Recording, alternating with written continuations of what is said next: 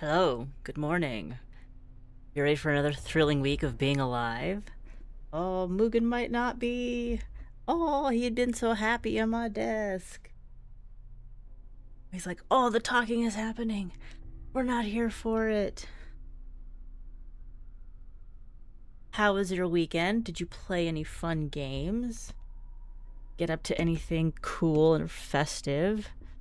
I played some games and did things that were festive. I made gingerbread houses for my niece and nephew, and then also a couple extras. My partner and I went over and decorated gingerbread houses with them. It's a big family tradition on my end, so I got to share that with his family this year, and we'll be sharing this tradition with them years to come. Uh, Normally this would be a Monster Monday or a Mystery Monday with a visual novels of some kind. Demos, of course, because this is, after all fun, no fun scheming without a budget. But I am always weak to special themed game showcases on Steam. Uh, and so that you seem a little loud. You're going off there a little bit. So I got some.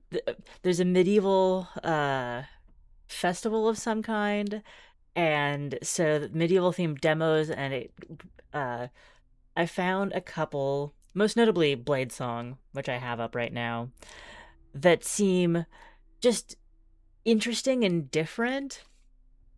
And Blade Song is completely new to me. I'm excited to check it out and make some swords. And then after that, I've got Becoming Saint, which it came out this year.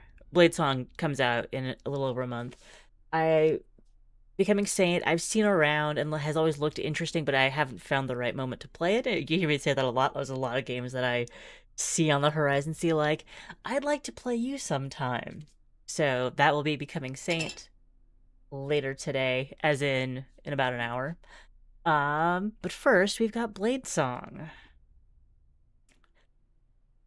And again, I've got no there's a story mode. We're gonna make some swords, and there's a creative mode that we can try out, see what else it does. In the cloying darkness, you writhe, cling to life by the tips of your fingers. Looks like got a death mask already. Something takes shape in the emptiness, contours of flesh tracing along familiar lines, a withered old woman's face floating before your own. Okay, this is a vision we're having. When she speaks, she has the rasping voice of a raven. Who are you? A swordsmith, survivor, a saint? We'll be working on the saint part later. Uh okay. A dying man, a dying woman, a dying soul. You will largely be addressed in a gender neutral way. At times, generic masculine might be used. That's cool, and we're gonna do that. I did notice when I was looking through on Steam that it has a bunch of accessibility features as well, and it seems like this game is doing a lot of polish on uh, being solid and having good features for people who might like to play. So we are a dying soul. Dying? Wrong, it's not your time. The Sundering claims untold lives, and yet you endured when so many around you perished. What did you do to survive? Ah. And like I am also enjoying like the abstract brushstroke options here. Yeah, they're not like finely intricately made portraits, but they're evocative. So, before coming to this moment, were we a mercenary that we will have +3 toughness, may open unique dialogue choices. Leader +3 diplomacy, wanderer +3 knowledge, or a slave, which was navigating a cat's undercarriage. +3 finesse. Okay. Too useful to kill. Traded back and forth as a prize. Applied my trade from the settlement to settlement, gathering hard-won knowledge about a world just falling apart. Built a settlement. I was the smith and their spokesperson. Um, Let's go for a wanderer. I don't know what good these stats will be, but we picked to specialize in knowledge for now. A cool hand touches your brow. Water cools your burning throat. A cold hand touches, yes. You kept something though through all your hardships. A keepsake from a better time. What is it? Artisan's toolkit. Ah, for a creative playstyle, grants a bunch of leathers and pigment for more creative freedom early on. For like dyeing and wrapping and things like that. A family heirloom. For a story-focused playstyle, grants a unique family heirloom passed down through prior generations of your lineage. Bottle of rare old world spirit. Optimization-focused gameplay gets a bottle of precious liquor to boost your process. With our knowledge, we will know that optimization is best. The fire is burning itself out. You're leaving your damp shadow of your old self. You claw blindly in the darkness until more water is tipped down your throat. What do you believe in now that the voices have abandoned this world? Good morning, Amy. I'm gonna make some swords. What are you up to?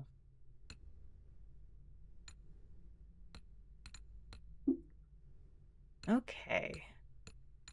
These don't have specific mechanical attachments that they're showing us. We can go for ambition, continuity, freedom, compassion, or nothing.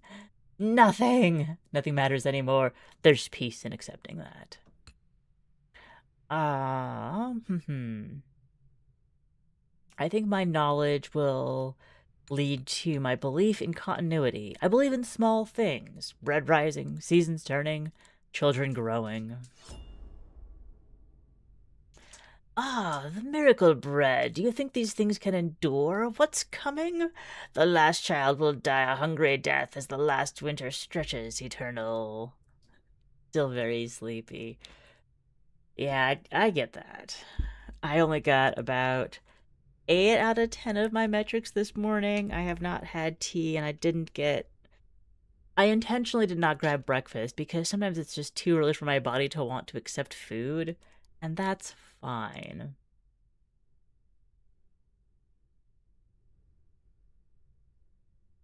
Maybe no food, but water is very good.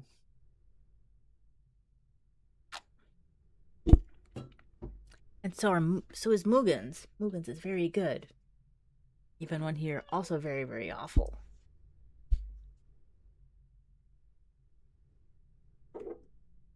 I will leave you with one final question.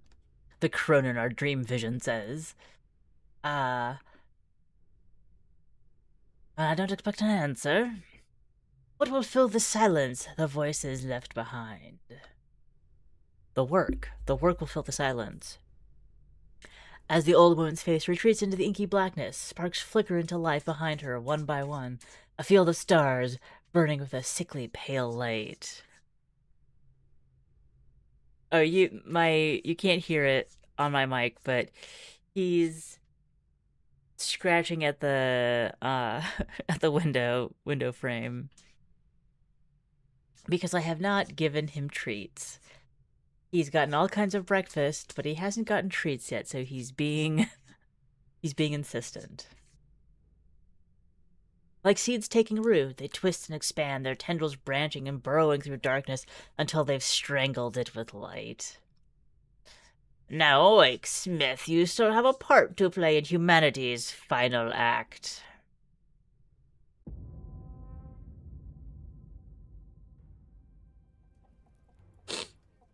Regaining consciousness, faintly surprised to find yourself alive. Either death did not come for you, or when it did, it found you unyielding. As your eyes flutter, you regain consciousness. Do we awaken, or do we awaken? Sit up, the fever has broken. Let's get our bearings. In a tent, there's no sign of your caretaker apart from a half-empty water pail and a damp cloth on your brow. You peek out of the tent flap, squinting against the sunlight. Outside, as far as the eye can see, stretches a chaotic sprawl of tents and shelters, churned mud and shallow graves. What is the war that's going on? No, no, no, no, no, no. He's allowed to do all kinds of mischief. He's not allowed to scratch at my monitor. That's the hard rule. The rations are gone. My horse was dying when the fever took hold. Its body nowhere to be seen. By now it's likely soup. You're on your own. It's rough. It's a rough world. A lifetime on the road, selling wares, sleeping under trees. Long journey to earn keep, the dust and despair. Your last memories are sliding, dying horses, your numb legs, tracking furrows into the mud as someone dragged you to shelter. But who? Outside the tent is a cute field forge, complete with an anvil. Did you crawl here in a daze? Or did your mysterious caretaker bring you here? Either way, the anvil gives you a feeling of home. Assess the field forge's condition. It's cute. We just said that. It's cute. It seems to have been abandoned for some time, lacking anyone with the skill to work it, but it won't require much effort to get it running again, should you need to make a living out here. Hopefully it won't come to that. I guess we want to not stay out here in the field. First, you should try to head to the gates and try to secure entry to Ern's Keep. That's why you came here, after all. Okay, we've got a tutorial. Welcome to the camp, Swordsmith. Skill tree's over there. I'll go over here. People will come to you with commissions. You choose which ones to take. They refresh daily. So we'll select the highlighted button to choose our first commission. Owen. Your first customer is a gaunt man in a tattered cloak. He approaches you, noticing the anvil outside your tent. You're a blacksmith. Can you make me a sword? I've got coin for it. Just make sure it's good and long. I don't like my enemies to be at a hugging distance, if you get my meaning. Of course, we accept. And head to the forge. Rotate, move. I guess, and then we got zoom. All kinds of rotation. We'll get a full 3D sense of this. Use the tutorial flag in the top bar to revisit any information you've already seen. That's nice.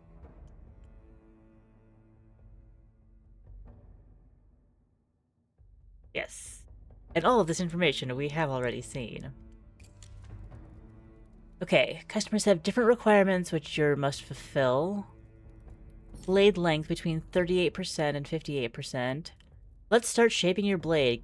Click the plus button to add change length ability. We're going to change the length of this. Apply light or heavy hover hits to alter your blade. Let's start with light hits.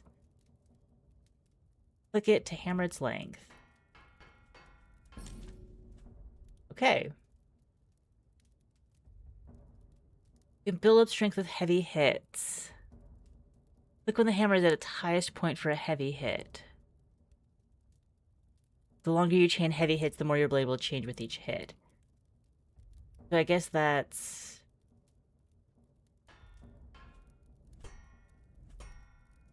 If we go sideways, will we still be able to... Because I'm worried about, like, missing the blade.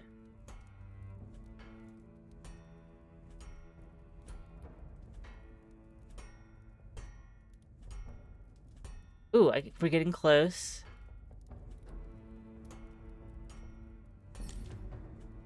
Now the blade length requirements are met. It's up in here. Let's flatten it. I want it a little bit longer. Oh, it's not going any longer. Fine. So we'll change thickness.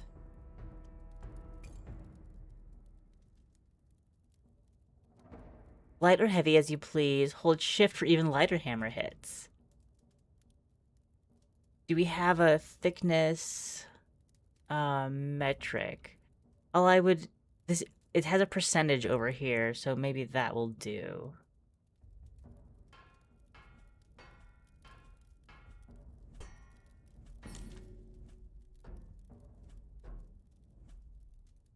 and it got it to 72%, and it says, so the game is saying for the tutorial, that's good enough.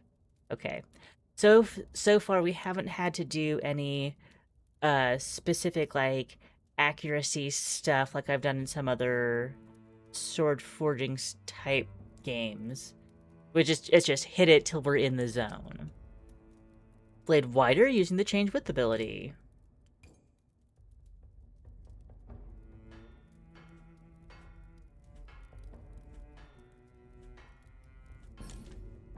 Got up to 70, was good enough. All right. Hammer a point on the sword.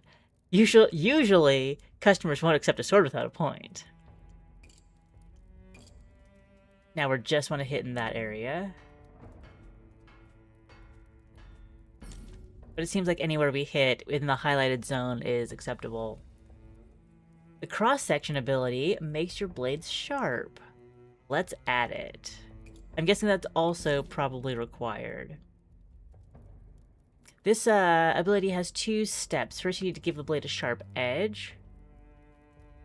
Watch the cross-section display on the top right to get a better understanding of what's changing. Hammer the blade until the blue line on the blade turns orange.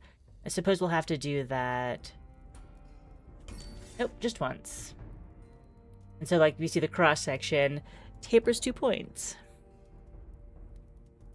There are sword forging games. This is one of the most both approachable and realistic ones that I've played, where it's not, I'm not actually in a first person camera mode. It's in a 3D environment, but I'm not like, I don't have a body that I have to move around and a head that has to move around.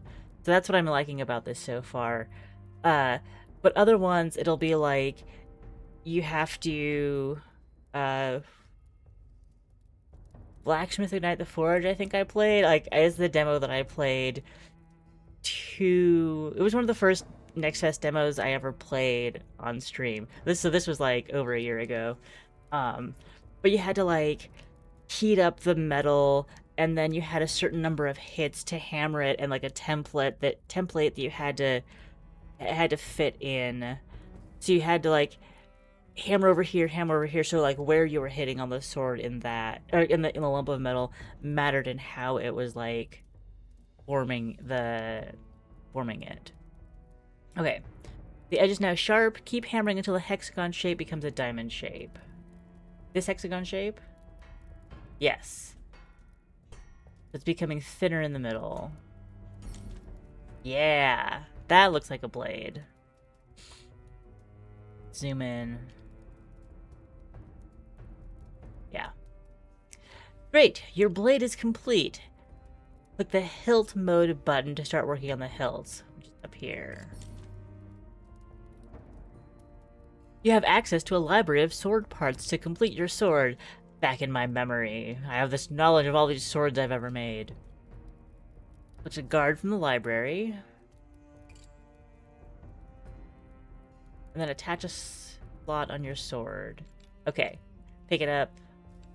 Slap it in. Attaching parts costs resources. This is our resource panel here. Tapered oval grip? That doesn't look like it will be sturdy enough. That might. Steel but all of these are going to be steel and wood. Oh, this would be a very silly sword. But we'll go for that oval grip. I think these are probably all 7 wood. Oh, that one's only 4, but it's not enough. No, we want big. It's a big, strong sword, and we want a big, strong grip on it. Your customer requires a 2-handed sword, so your gripped section needs to be long enough. Attach a second grip. Now I can taper it, but that looks silly. No, I don't want that. Undo. Go back. I don't want to... I want to be stuck with this kind of nonsense. This is my work. Okay, granted, I just did wake up from a fever. Ah, control scroll wheel. We can cycle through parts. Every part of your sword influences its physics. Watch the weight and balance meters as you attach the pommel. Where's the weight and balance?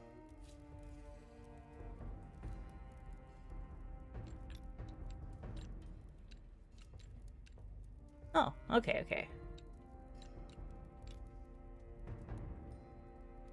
Can I... This is just scroll, yeah. Okay, okay. The weight and balance are now behind my face again.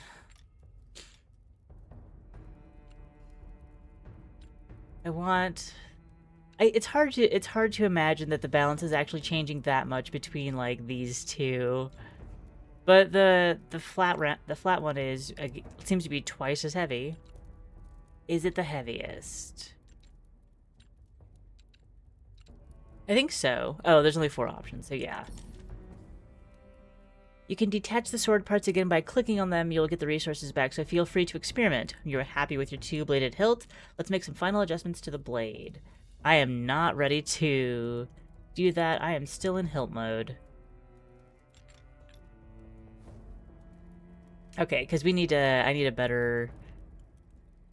Go oval, and then mild taper. That will actually... That looks fine. That looks good. Seamless. Still pretty heavy, but I think the balance is better. Happy with the 2-bladed hilt? Let's go back to the blade. Ability history shows all abilities that have been used on the blade over here. Each number shows its intensity. Editing abilities has no cost. Feel free to experiment. Oh, so we can change the width. Even though we've already... And the cross-section is going out past the edges of the box. Over here. Oh, the width has become 110%. Plus, press X to flip the direction. And then narrow the blade. Okay. So the metal is very pliable. So we can... I did reverse hammering. How narrow do you want this blade? Okay. It's super long and skinny. Oh, so now it's changed the weight and the balance. Okay. So we could go back and edit the hilt to compensate for what's going on in the blade then. Because it's down to 30% width. The commission is fulfilled, so we can offer this sword to Owen. A nameless sword has been made. This man takes the sword and jabs it into his shadow. Jabs at his shadow experimentally. A slow grin crosses his face. This should do the trick. Thank you, Smith. Here is your payment. Yes, we will accept our XP and silver. Congratulations, another sword awaits. I believe this will... Ooh. Landon. Word is already spreading around the camp about the new Smith. Your next customer is a wary-looking man with a bald pate and his hollow eyes darting back and forth. I heard you came down with a wasting fever. Lucky to be alive you are. Anyway, can you modify this sword for me? I scavenged it from the ruins, but it hasn't gotten enough of a point to. I want something I can stab in a thief's belly if I need to. He hands you a sword with a sharp edge but a rounded tip. As you hold it to the light, he leans forward conspiratorially. I only had this blade for 3 days, and I felt people's jealous eyes upon it. If they come for it in the night, I want you to be able to give him a short, sharp stab. Okay. We'll take it to the forge. Customer wants his sword altered. The rounded point needs to be turned into a narrow point. Revisit the point ability to forge it.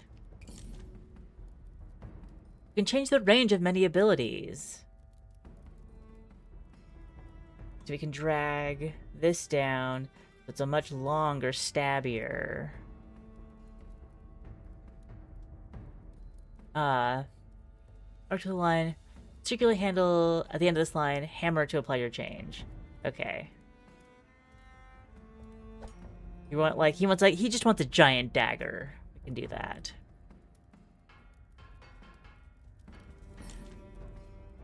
Nice work. When you fulfill all requirements, the commission is complete and you can sell the sword. Are you calling me a sell sword? I'm gonna sell swords. And so there's the... It's not quite a rhythm game, but if you let the sword get up to its highest point, or let the hammer get up to its highest point, yeah. Yeah, that's super stabby. 0.70%. Show you 70%. Okay. Or maybe since we've gotten to the point of the tutorial request, we can't go any farther. We will offer this up to sale. Another nameless sword has been made. And we got old tools for it. XP, failures, and this. The man takes a sword and tests the point, smiling as at the bead of blood that wells at his fingertip. Then he stows it away, glancing from the camp as he done so. Folks out here will take everything from you if you aren't vigilant. Keep a keen eye out, Smith. He scurries away, his back hunched as though against a non-existent downpour. I'm sure the downpour exists, just not right here.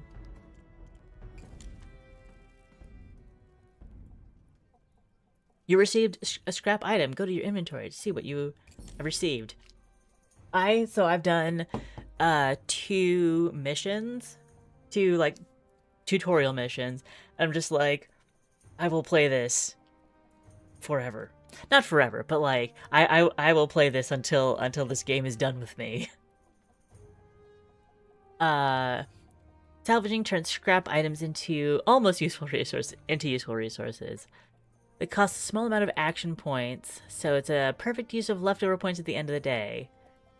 Okay, we have action points. Interesting. Hover to see descriptions, interact with the item to salvage it. We've got 4 steel and 2 wood. Oh, this is the book with our the forging options, the crafting options we have.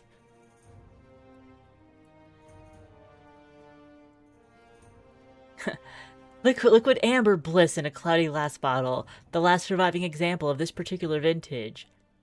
Well, in my possession, but in the world, who knows? You've treasured it for so long, you're not sure if there will ever be an occasion special enough to drink it. And rusty implements past their prime, only good for salvage. We will salvage. Your action points here are spent. It's time to end the day. Ah, hence the door. But our tent doesn't have a door. If you end the day with any action points left, they will be lost, so try to use them wherever you can. And what happens when we end the day? We click end the day, and then we confirm that we are ending the day. We made 55 thalers profit, and daily upkeep of 20.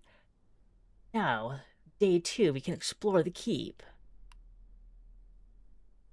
Oh, so this is the keep, and we're coming in from the south.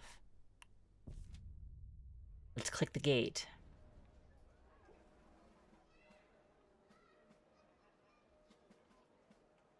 Passage into Urn's Keep is barred by a colossal gate, taller than a ship's mast. It was built to withstand enemy armies, but since the Masked King's ascension, it mainly keeps out the desperate masses seeking his protection. Now we're getting a little bit more lore about what's going on in the world. Examine the magical barrier. Are we gonna be able to make magic swords? Can I make magic swords? Where's the gate? Let's take we only have 45% knowledge of magic, but let's examine it anyways. It's only visible in the half-light of dawn, or when it pours with rain, a faint shimmer that rises from the walls and captures Urn Keep in a vast dome. Knowledge! Success! For a city to have survived this long past the Sundering, it must have had extraordinary defenses. You've heard that some surviving outposts have guardian dragons or shrouds of impenetrable fog, but none have as perfect a protection as Urn Keep. How did you feel about talking swords, though? Well, I don't know if... We'll see about sentient swords. But we might be able to at least imbue some magic in them. But talking swords can destroy evil! As the song never ends. It's as though the songs never ended. Okay, attackers, human or otherwise, are unable to reach the dome. Plagues are kept at bay, poison is kept at bay. Within the sanctuary, crops grow without withering. Water runs clean, and people can sleep without fear. If such miracles can exist in a world without the voices, surely there's hope for the future. Even though it's like, at what cost? Only so many people fit within the dome. So let's approach the gate. The portcullises rise to a mini-caravan, and chaos breaks out. The crowd swells like a rising tide, because I'm assuming they don't want anybody else getting in. Refugees push forward, begging for entry, and the guards batter them back with their shields. Merchant wagon barrels through, the drivers using horsewhips to lash stragglers out of the way. Call for the attention of the guard or sneak through with the wagon. I know too much about what happens if you get caught sneaking through. I want to get into the keep on the merits of my sword craftsmanship, not because I'm sneaking around. Oh, what do you want? He gazes down at you like a fisherman disappointed with his catch. I do want to enter the keep. I have coin if you could just stand aside. Are you a citizen or you got yourself a worker's permit? No, I don't. No, are you a citizen? No, I don't. Then get out of here, applicant. Stop wasting my time. Applicant, the euphemism the guard uses to refer to the desperate hordes camping at the gate. It has a nicer ring, you suppose, than refugee. Please, I've traveled a long way. I barely survived the journey, I just need to get through. Just let me through, let me, instead of all these other people, just let me through, because I've come a long way. I'm a refugee from a farther place. You've never heard of it. I have useful skills. I'm a blacksmith. Like, unfortunately, we have to trade on what we can do for the city. Every applicant who comes here begging is a doctor or a master glassmaker or a damned alchemist. You think I was born yesterday? I'll stab you with the sword that I was born yesterday. If you're a smith, prove it. I can show you a sword I've made. So, how do you expect me to do that comes off as just like, if you're... prove that you're a smith? I mean, granted, if he comes with me, he can see me doing it. He might not feel safe coming into the refugee camp, but it will prove that I am the one making the sword that I am showing him, rather than just, actually, that's what I'm going to say. Do you think I could just leave my post like that? No. Buzz off, little fly. You return to your tent, where your makeshift forge awaits. You're hardly at your best, working with such limited materials, but it's all you have for the time being. So let's make an epic sword. Show the guardsmen. It won't be long before your cache of steel runs out. Since it seems you're going to be here longer than expected, you should make it a priority to find a merchant in this forsaken place. I did all this before dawn? Okay, we finished the tutorial. From today on, you'll have more thalers to spend. You won't be able to complete every commission, so pick the ones you like the sound of. The game will open up from here. Don't be afraid to explore. But here are a few more resources to get you started. Steel, wood. Okay, so we will have a good bit of steel to work with. This is the inventory, same as before. Open skill tree. But I have 0 points, so that's not letting me even click on stuff. Yeah, let's go ahead and save, load, wish list, continue. 8 action points. Oh, okay.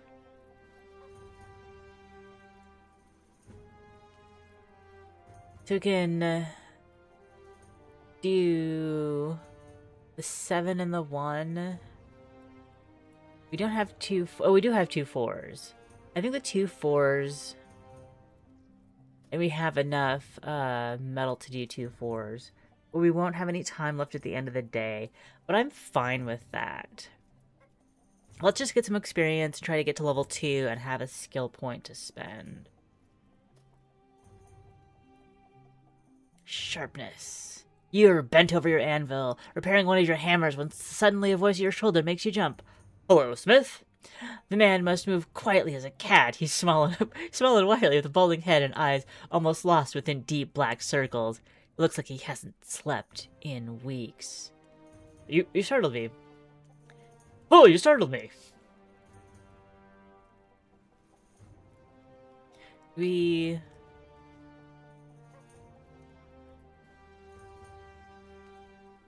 You should keep a better lookout, Smith. Oh, I could not. There we go. I can sort of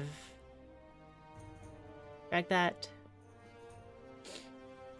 You should keep a better lookout, Smith. Name's Stackler. I try to keep a watch over the camp at night, walk the perimeter, check on folk, ward off thieves. He rubs his face, really, so he's not sleeping. 3 nights ago, I caught some fellows trying to break into old Marta's tent. She's got nothing but a few food scraps and some blankets, but they were going to take it anyways. She doesn't have much, they're going to take it anyways. I called out to them, told them to move along. They just laughed at me. What was I going to do? Fight all 3 of them with my wooden club? I need a sword. Did they take anything?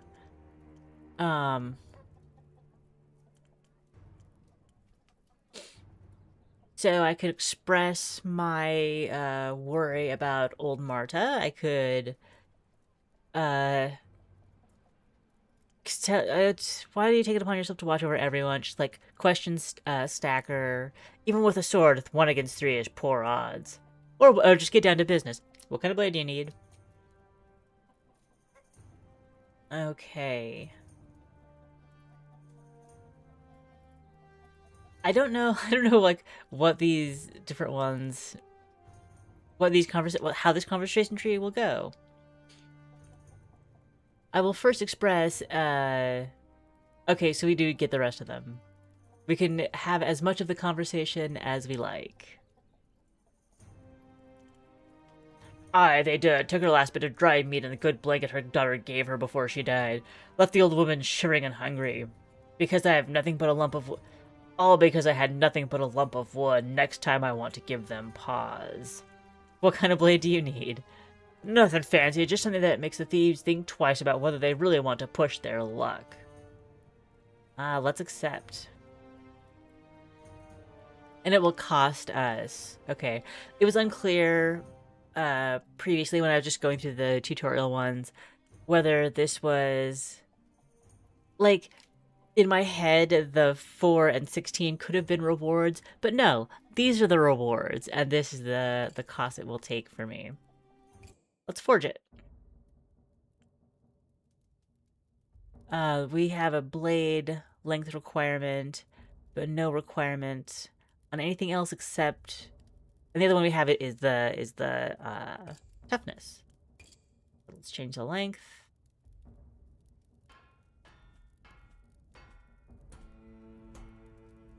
By letting doing it in sections. That's kind of neat.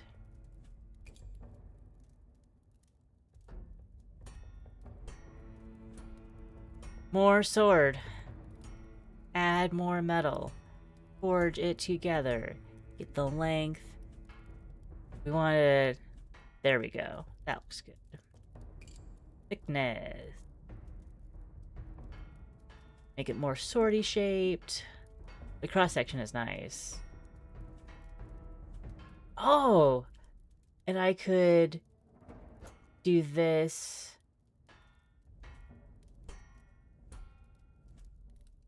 Oh! Oh, I see. I see.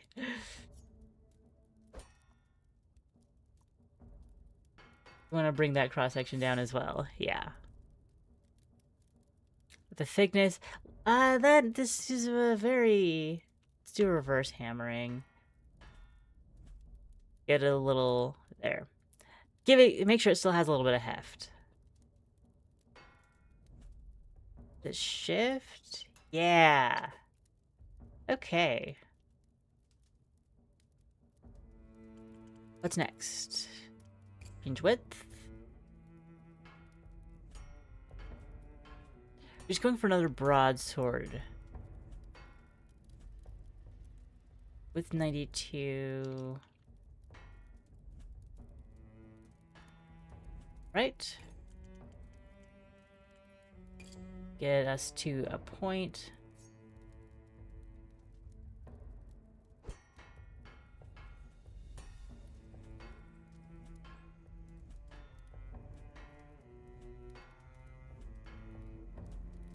There's a pointy sword if I ever saw one. Now we're doing sharpness, so the cross section. Now that's sharp, but we can make it even more tapery. Like that.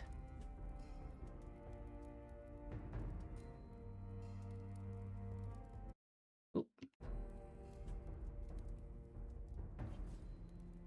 Can we do it? There. That's perfectly sharp along the center. The cross section. So I think that's all we need to do. Oh, that's good enough, isn't it? That's good enough. That looks like a sword to me. All right, now we go to adding a guard.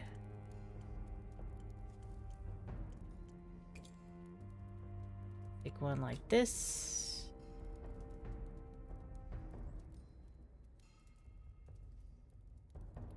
No, and now we do need to be concerned about the balance. This is a long sword, so we do need a two-handed... Yeah, two-handed narrow point material wood. Perfect. This one will do the most to help the balance. So this little gaunt ratty guy will be walking around with a sword on his back that looks basically as big as he is. And so, like, you'll basically be able to see, like, the pommel will be up here, and the point will be, like, back down by his hips. It'll be intimidating. It'll be intimidating. But we'll be able to draw it effectively. We'll see. Offer it to Stacker. An average longsword has been made.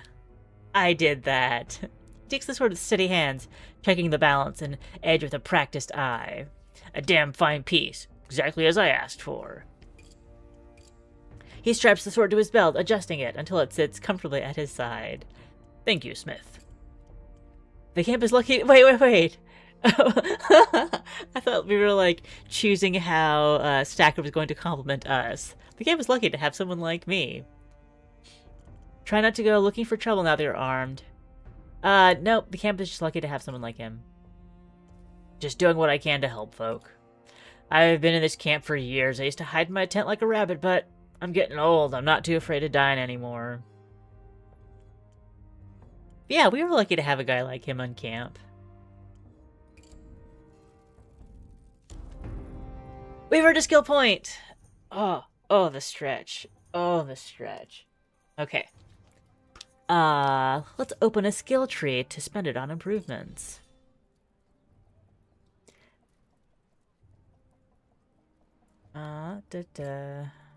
Open skill tree. Oh, I can't unlock anything advanced until I unlock swordsmithing basics. Unlocks profile taper to make blades taper in width. Unlocks distal taper to make blades taper in thickness. We will unlock it with 1 skill point. Now we can see, ooh, organized mind. Increase your action points by 2. Asymmetrical blades. Sword part scaling. Okay. And this one unlocks advanced cross-section controls. I like that there's a mix of creative and mechanical abilities on the skill tree. Okay, we've got 4 action points left, so we can do Oscos. A grizzled old man limps up to you, scratches his scarred jaw with a dirt black fingernail. I'm after a weaponsmith. Now listen, I know a good blade when I see one, so don't try to fob me off with a half-arsed job. He has a stiffness requirement. I see. And a shorter blade. So we might be going for a one-hand. Yeah, one-handed this time, regular point. To the forge.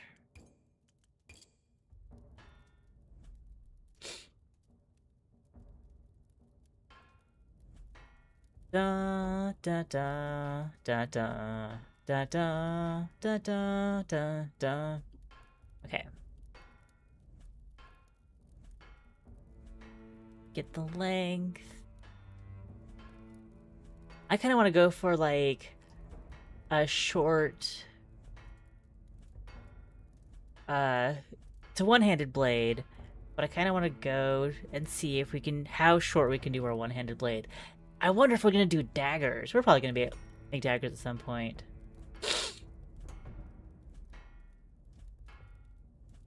There, that's absolutely the minimum that we can do. But change length is at 100%. Thickness.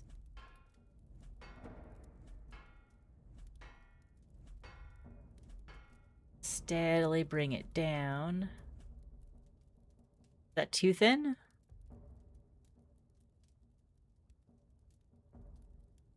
How fiercely the story can thrust before it starts. Oh, so if it's too thin, we won't be able to do it much. Requires at least 2, current 4. So if I do reverse hammering, there we go. Okay.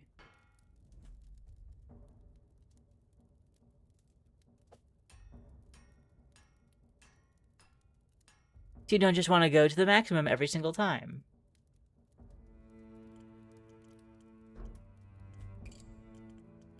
Change the width.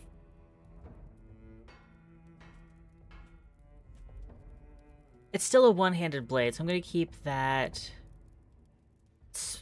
more minimal. 40%. I actually want to go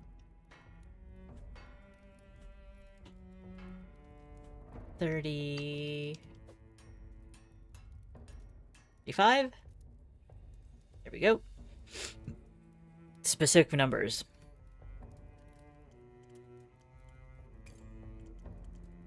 Let's get a point. It said not too... Oh, I think the Booksmith's Companion means the pommel pieces. Regular point. That seems regular.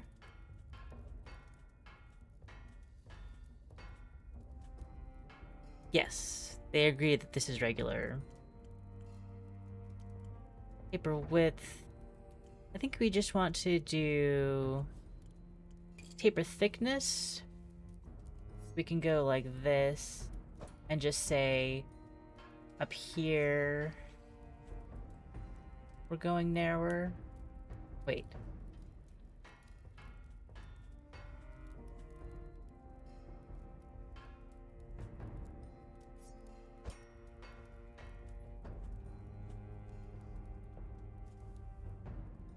If I undo this, yeah, it's adding bulk back to it.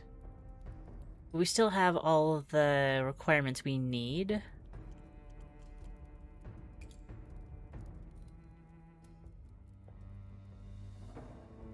Oh, so the point is the point too narrow now?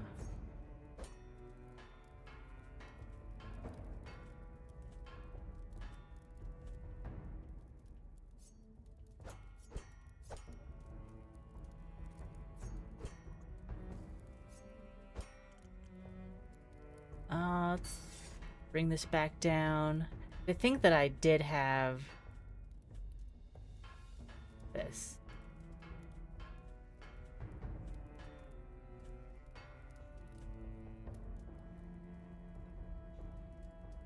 What happens if I say delete at this point?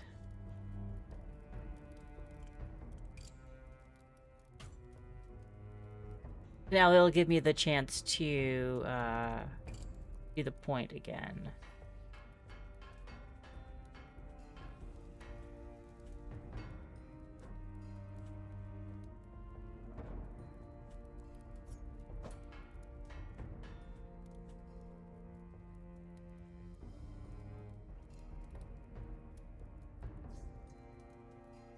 Not too... Forge a well-balanced point, not too narrow, not too broad. So do we want to go back to width?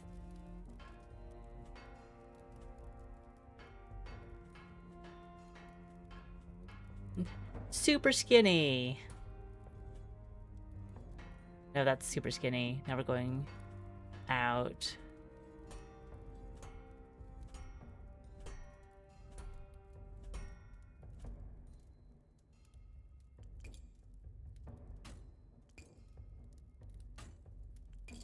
So when I was we're rewinding. Change the width. This is going out. And I got it to I wanted it in the 30s. That looks good. And then going back to point. We want a regular point.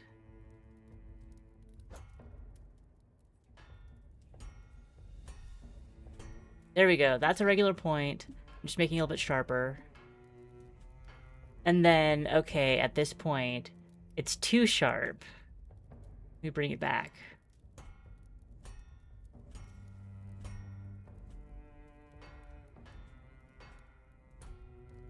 And that's sharp. That's not sharp, but not too sharp. Okay. We can add taper width, or we could just go to cross section.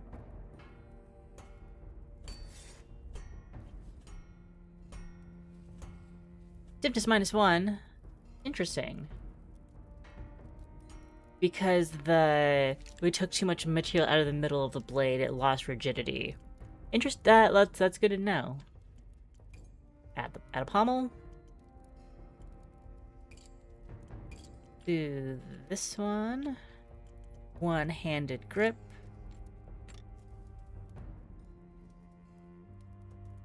And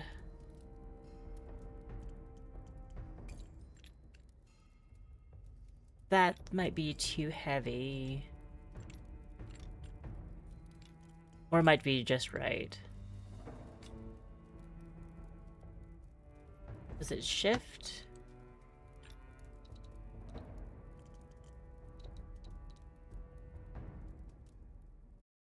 Oop, wrong one. But we don't need any extra pommel pieces. We're all checked off on our requirements here. This is like the rubric that I'm watching while I'm making the blade. Alright. Everything's checked off. We're using quite a bit of our steel. We'll let it offer an average. See, during the tutorial, we were doing better than average.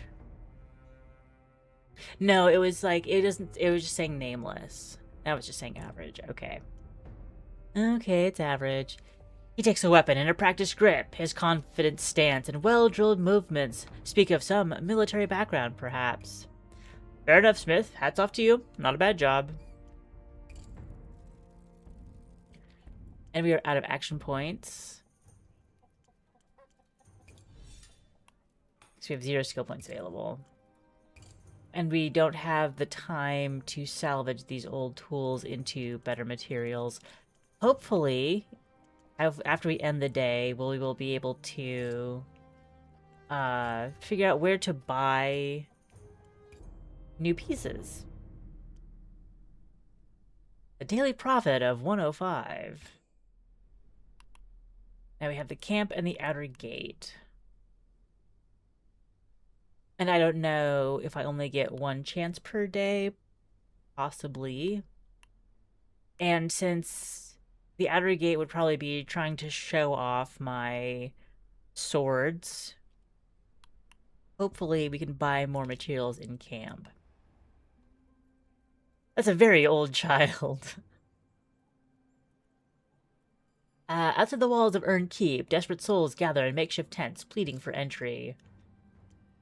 Introduce myself to the neighbors. I'm doing it because it's a sensible option, not because they're telling me to. The tents nearby are mostly occupied by unfriendly, suspicious folk. They spit on the ground when you approach, and ward you off with threatening gestures. There's one exception, however. A young woman actually smiles as you approach. And, smiles as you approach, though her eyes are haunted and hollow-set. She's not smizing. She's not smizing. Glad to see you're feeling better. You were on death's door for a while there. You looked after me? Not exactly. I dragged you to safety after you fell off your horse. So who nursed me back to health? Don't be stupid. No problem. The old woman did most of the work nursing you back. Oh, the woman who I thought was a vision. Got it. I checked in now and then, but she told me you were still recovering. Where is she anyway? I haven't seen her in days. Oh, she asked that. She was gone by the time I woke up. I have no idea who she was. You just handed me over to some random stranger? Look, dying soul. Look, dying soul. I have no idea. Let me know if you run into her again. I'd like to thank her. Will do, but wait. What do you mean she's not a relative of yours? How odd. Must have been a kind-hearted old soul. Count your blessings. There's not many of those around this camp. So she might be supernatural. Aye, it's nice to see a friendly face around here. Do you have any food? I have too much pride to ask this woman for food. And good to meet you, too. Name's Chev, short for Chevenna. But only my mother calls me that. And she's been dead for 10 years. But she still calls you Chevenna? She's painfully thin and covered in grime, much like everyone else in this camp. But she's the first person you've seen fake a smile, though. What do you imagine goes on in Urn Keep? I'm starting to forget what civilization used to look like. In Urn Keep, everyone eats like an emperor, and the streets are paved with beer. Gross! That's so gross. Can you imagine the smell? Paved with beer? No. Maybe she doesn't... Okay. She's been in the refugee for a camp for a while. Maybe she doesn't know what beer is.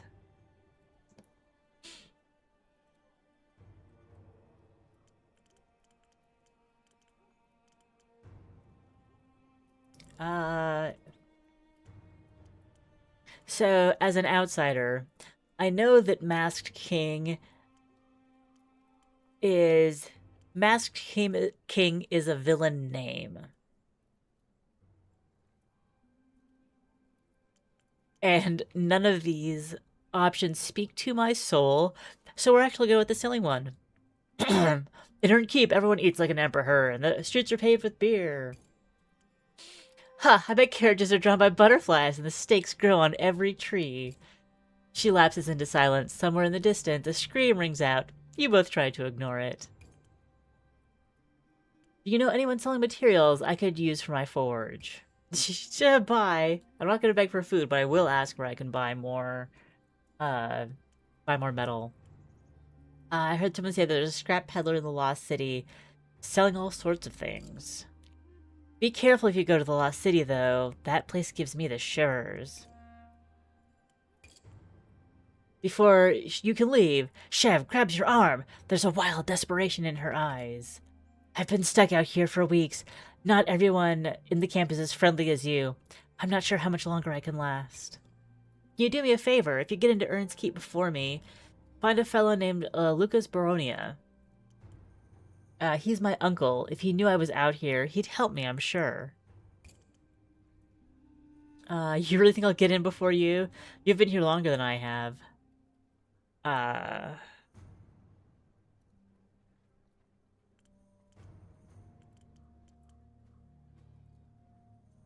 I do think that I'll get in first because I have the skills, and I'll say, of course, I'll let him know you're here. But what do we want to do?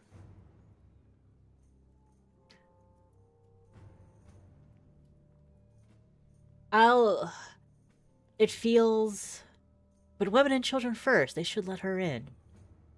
You really think I'll get in before you? You've been out here longer than I have.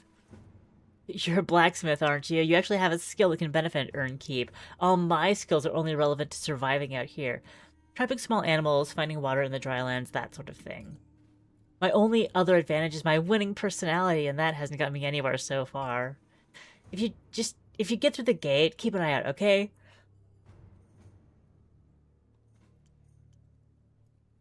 Lucas Boreona. Remember the name. She lifts her hand in farewell as you walk away from her tent. Her smile, fragile as porcelain. Let's look around the... I haven't seen that I need food yet. Like, I know I need food, but we'll see. Look around. The camp is an appalling spectacle, an ocean of mud and flies, with gaunt men and women scraping a living amid the filth. Not far from your tent, recent rains have swept away all the soil on a mass grave, exposing glints of yellow bone. Only the rats are well fed out here.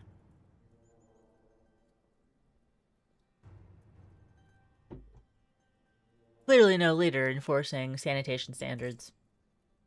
Okay, let's scavenge for food. The tragedy of the applicant's camp is indescribable. So is the smell. There are no sewers out here. Not everyone bothers to go to the outskirts to use latrines. Thanks for mentioning where the latrines when I go to scavenge for food. Tucked away from the squalor, you find a pocket where desperation hasn't completely taken hold. Children are playing in the mud. A few scrawny chickens peck at the ground, miraculously uneaten. As you pick your way through, wary eyes track your movements from tent flaps, some calling out to alert their neighbors into the presence of a newcomer. In the center of this little commune, you find a family crouched around a huge cooking pot simmering with meats and scrounged vegetables. A little girl tosses a handful of wild herbs into the stew. Your mouth waters. Well, let's approach them. The father and mother, a gaggle of children, a grandmother with a face like an ancient apple, even a dog rolling on its back, tongue waggling. They're rough-looking sorts, filthy and gaunt, but you're not exactly presentable yourself these days. It sounds like they're really well off. They've got meat. As you get closer, the man twitches aside his cloak to reveal a heavy wooden club. His wife hand darts to a dagger in her belt. The dog snarls, hackles raised. They all look at you carefully, awaiting your next move. I'll introduce myself. That dog does not want to be pat. Oh there, stranger. Name's Bennett Monder. Bennett Monder. Here's my wife, Trian, and her ma, Gaida. I can take you through the names of little nippers too if you like, but I get mixed up myself. The young woman smiles wildly, withdrawing her hand. See? Another smile in camp. Withdrawing her hand from the dagger's hilt. The old woman just nods, her expression lost in a mass of wrinkles. The children cluster behind their father, peeping at you, giggling. This man's name... Well, okay, he won't tell you the names of his children, but he will specify the name of the dog.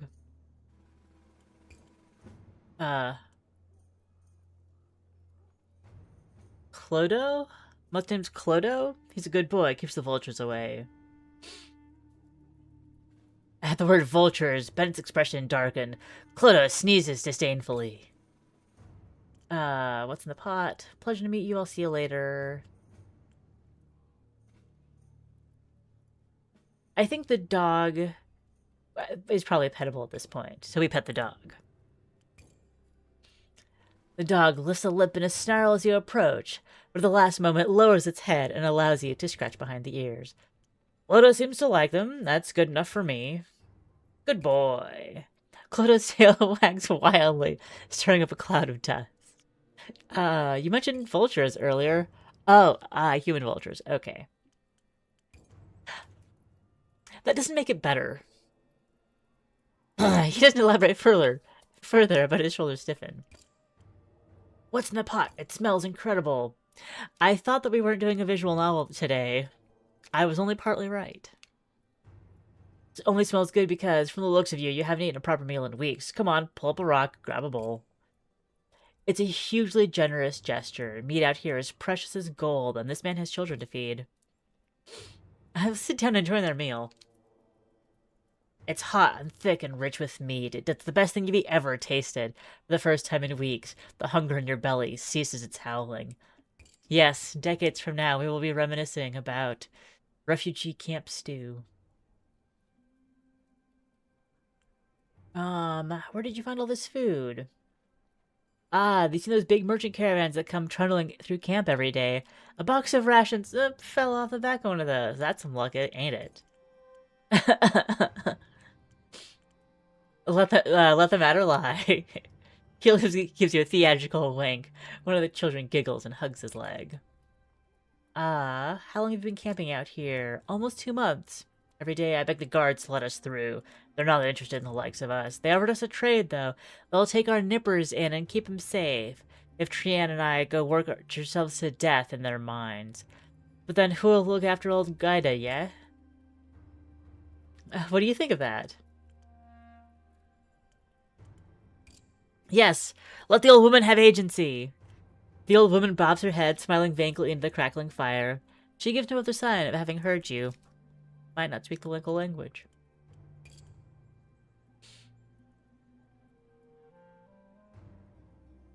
They're forcing me to make a choice. Or to push this conversation in one direction or the other. That's interesting. You should take that offer, Bennett. It's the only chance you've got. There's always hope. That's what I... So wait. I mean, she's still gonna die eventually. Granted, she might only be 60 and have technically another 10 years of life. So, there's always hope. That's what I say. How many other families have you met in this camp who have kept everyone together and alive in this cursed age? The Monders are a different breed. We'll find a way to get into the keep, and we won't tell old Gaida to do it. Pleasure to meet you. I'll see you later. Away from the Monders, the atmosphere of the camp reasserts itself. Unfriendly glares, distant sobbing. You draw your coat close around yourself and hurry back to your tent. We didn't find metal. Climb into your bedroll and enjoy the rare feeling of a full belly.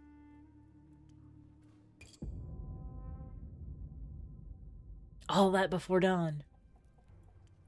Oh, a few hours past midnight, you're woken by a soft, silken hiss. A blade slices through the fabric of your tent. Fabric falls away to reveal a pair of gleaming eyes, a crescent of yellow teeth, a gaunt figure with a knife in his hand. He slips carefully into your tent, apparently thinking you're asleep. Behind him are the dim shapes of other men. Each night you bury your tools and your coin in a new location. There's not much in the tent they can steal, but they don't look like the types. They'll be happy if they don't find anything worthwhile.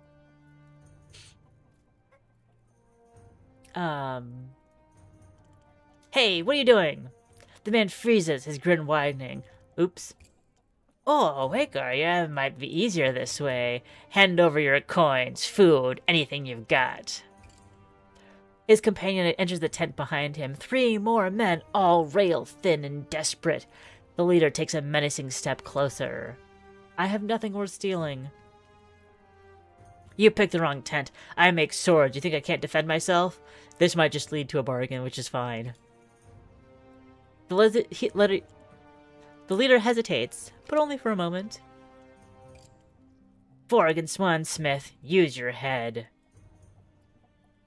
Stop waving that toothpick in my face. You think you'll scare me away, you scrawny runt? Reach for your sword. You can take what you want, just don't hurt me. How about we take what we want, then maybe we just hurt you because we feel like it. He nods to his companions who begin rummaging through your meager possessions. But if they don't have any luck, your coins and tools are buried beyond their reach. Where's your stuff? Tell us or I'll cut your throat. Papa.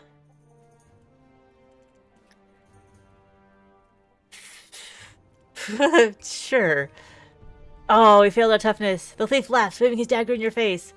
Try me, Smith. Doesn't matter how tough you are when you got a knife in your guts. Okay, I can offer you something much more valuable. Just give me a few days. I can equip you with a much more fearsome blade than that rusty butter knife. It is a bad idea.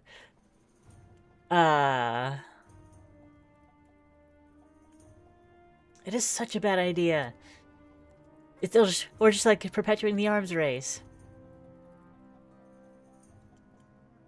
No, forget I said anything. Give me your stuff now.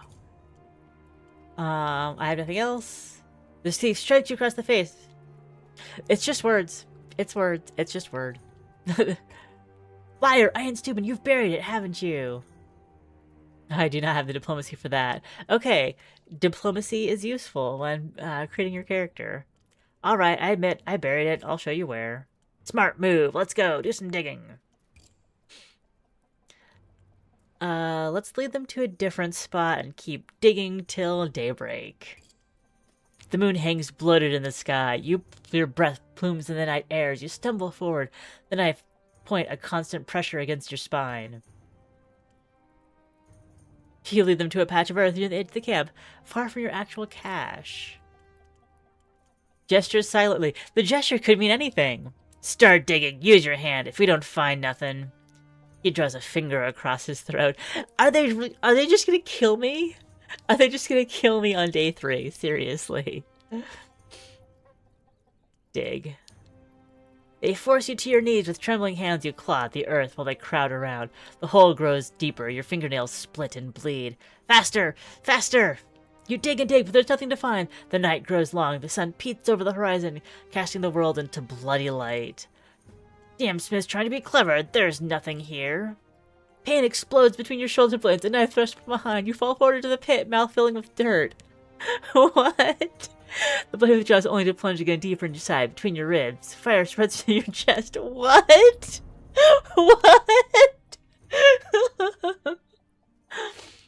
All you've done is spare the thieves the trouble of digging your grave. Okay. We'll feign sleep. You keep your breath steadily, your eyes barely cracked open. Attack with the element of supplies. Feign sleep. 3 more men step into your tent. All 4 are rail thin. Let's see how much we can sleep through this. Sake of searching, the leader gangs prods you with their foot. Wake up, sleepyhead. Where's your stuff or I cut your throat?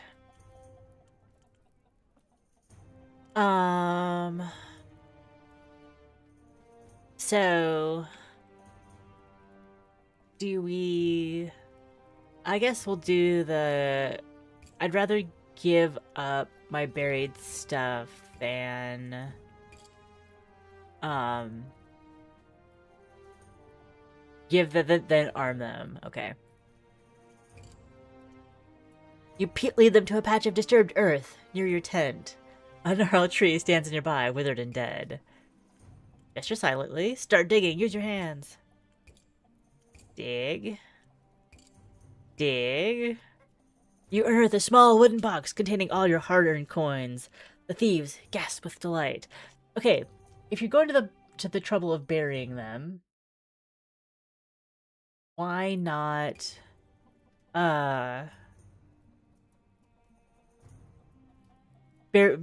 split them up. Split them up. But considering we haven't found a way to buy more metal anyways, maybe just losing our coins is fine. While they scrabble at the box, you quietly brush the loose soil over the tools that had buried even deeper beneath, their hammer, tongs, and chisels. Without them, you'd have no means of earning back the money you lost tonight.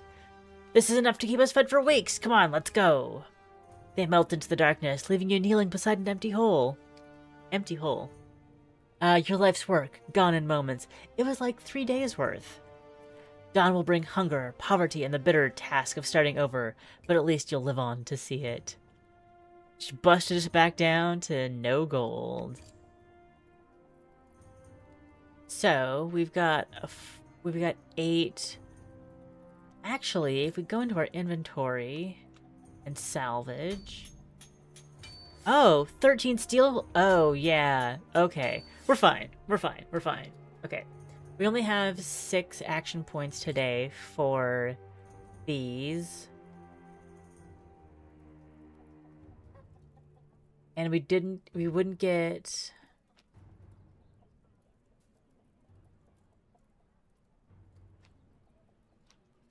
Yeah, we'll just do the big commission.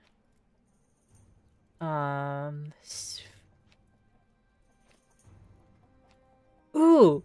Ooh! Ooh! Mystery reward! Time for a mystery reward. Okay.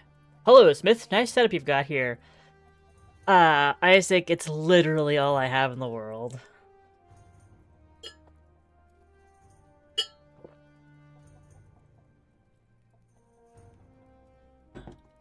Ah. Oh. Okay. When you drink, when you're like fully warm and you drink something cold and you feel the cold go all the way down your body. Ooh.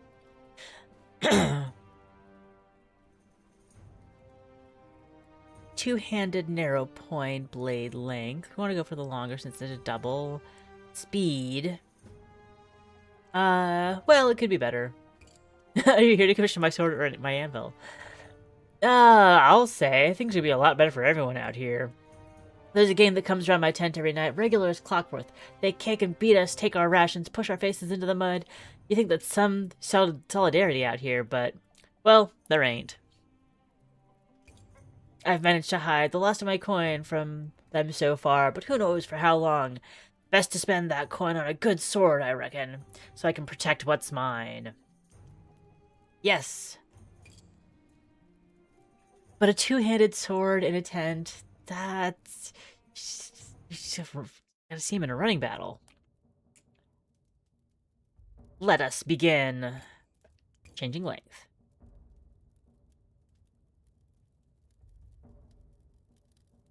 Something that has always, like, confused me about games.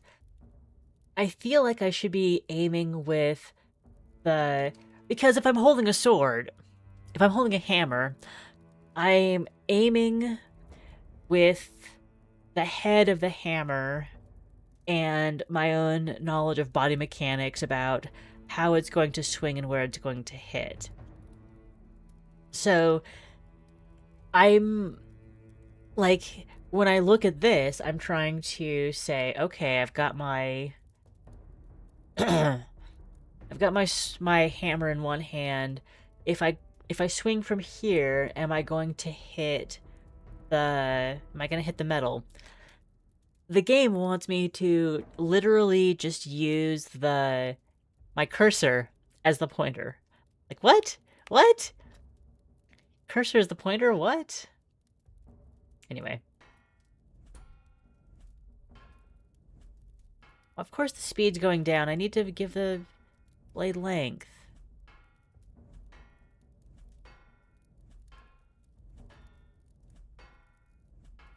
It won't be a sword if I stop now. We'll lighten it up. We'll thin it out. Don't worry about it.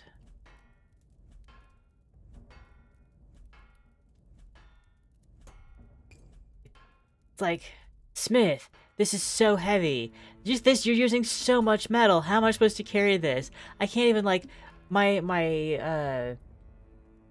horse can't even carry this. Don't worry about it. Trust the process. Or at least trust your craftsman. Come on.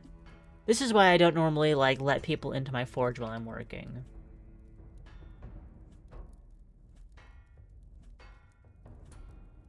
It's so weird that it misses that the hammer misses the sword when I don't click on it. Oh. It's been in the middle all along. That's cool. thickness. Yes, you will have more mobility. I promise. What do we got? That's pretty thin. Let's back it up just a little. That's fine. 73, it sounds good. Let's... Comes next. Width. How are we going for width? A little bit wider. We are double-handed.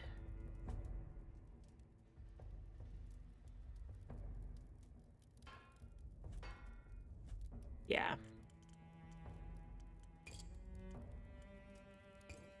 Now, the point. What's the point?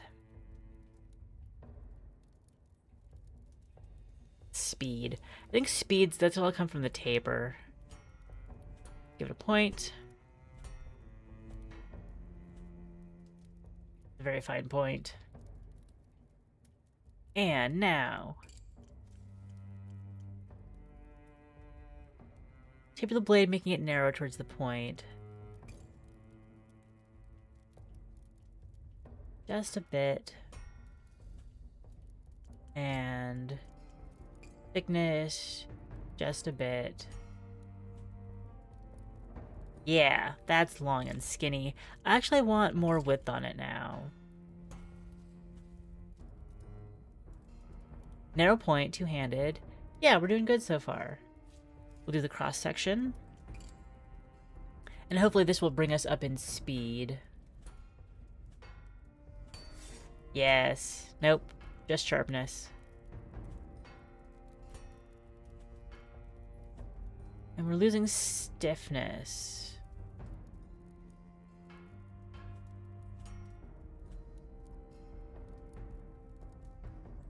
How swiftly a blade can be swung or drawn. Swung or redirected. Height from the sword is light and has little mass near the point. A longer handle further improves this rating. Oh, we haven't put any handle on yet. So hopefully when we switch to the hilt, we will get some speed up in here.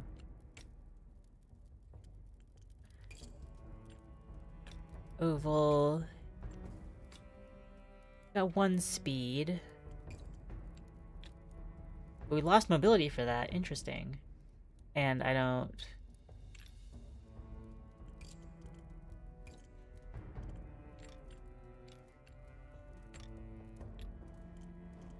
just a plain old oval grip. No, you still have to go up here. What if I add another one? We got the speed, but we lost mobility.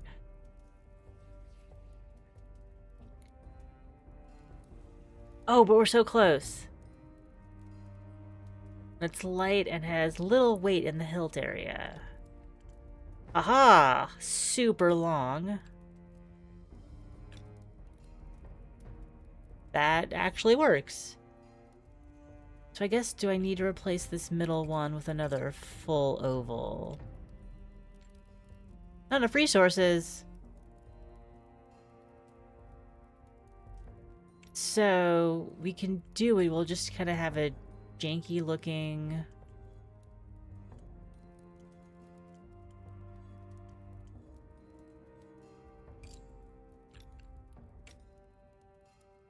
we need more speed. That looks silly. Can I put another guard in between? Because that looks a little less silly. It checks all the boxes. What can I say? It checks all the boxes.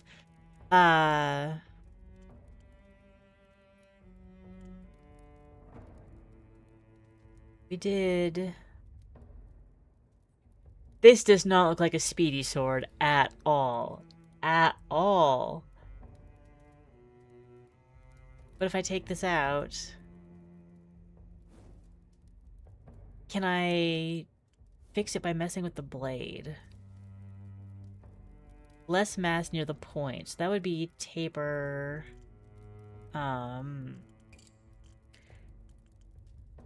Taper thickness.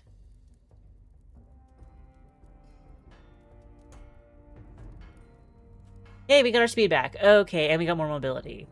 Okay. And we don't care about the stiffness or the sharpness, even though they might have gone down a little bit.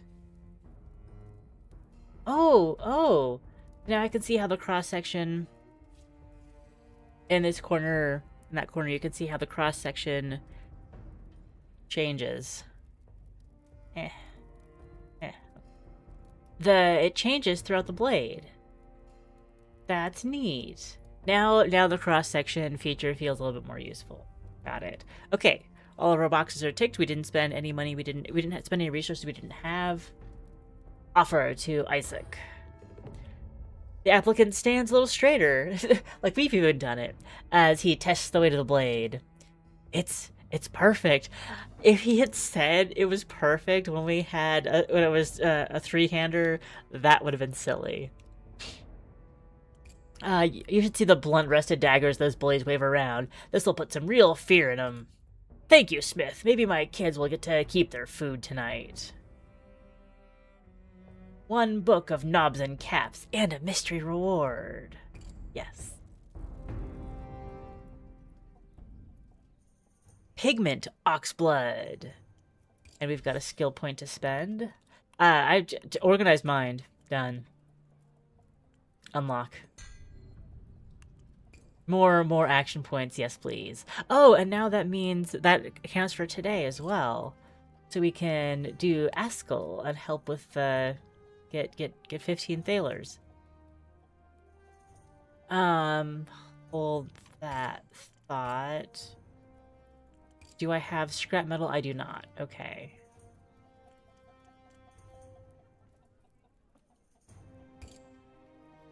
Continue. Take the commission.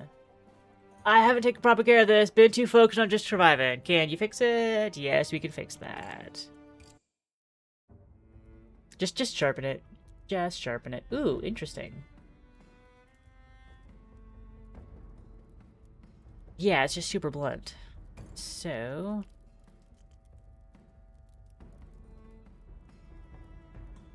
smooth cross-section is preferable. We'll just do the cross-section.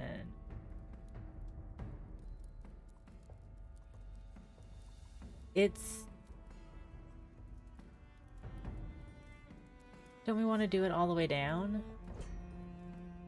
Sharpen the whole thing?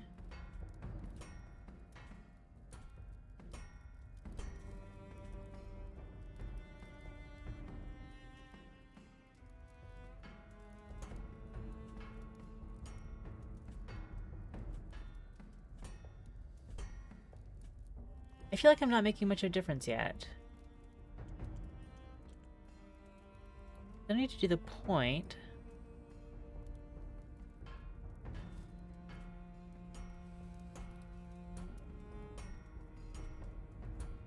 Am I just like heating up the blade?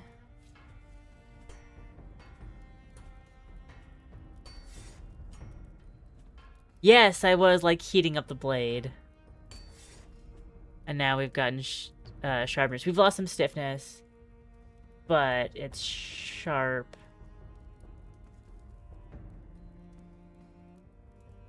Oh, I totally changed the shape of the blade.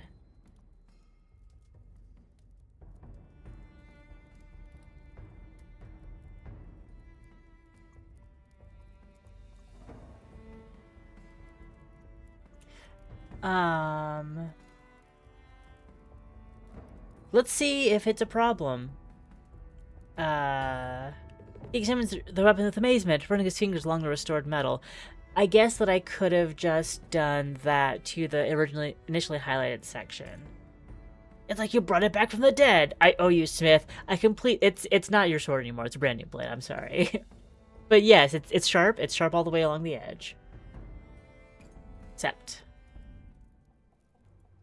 And we even have an action point left over. So there's probably not another. Oh, there is another simple commission. Same thing, give it sharpness. section. Why do you have two cross-section sections? Because there's a cross... Okay. Okay. We will sharpen up here.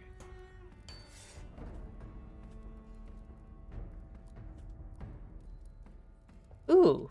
Oh, there's a curve.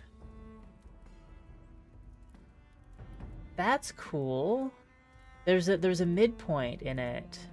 Neat. Sharpen this.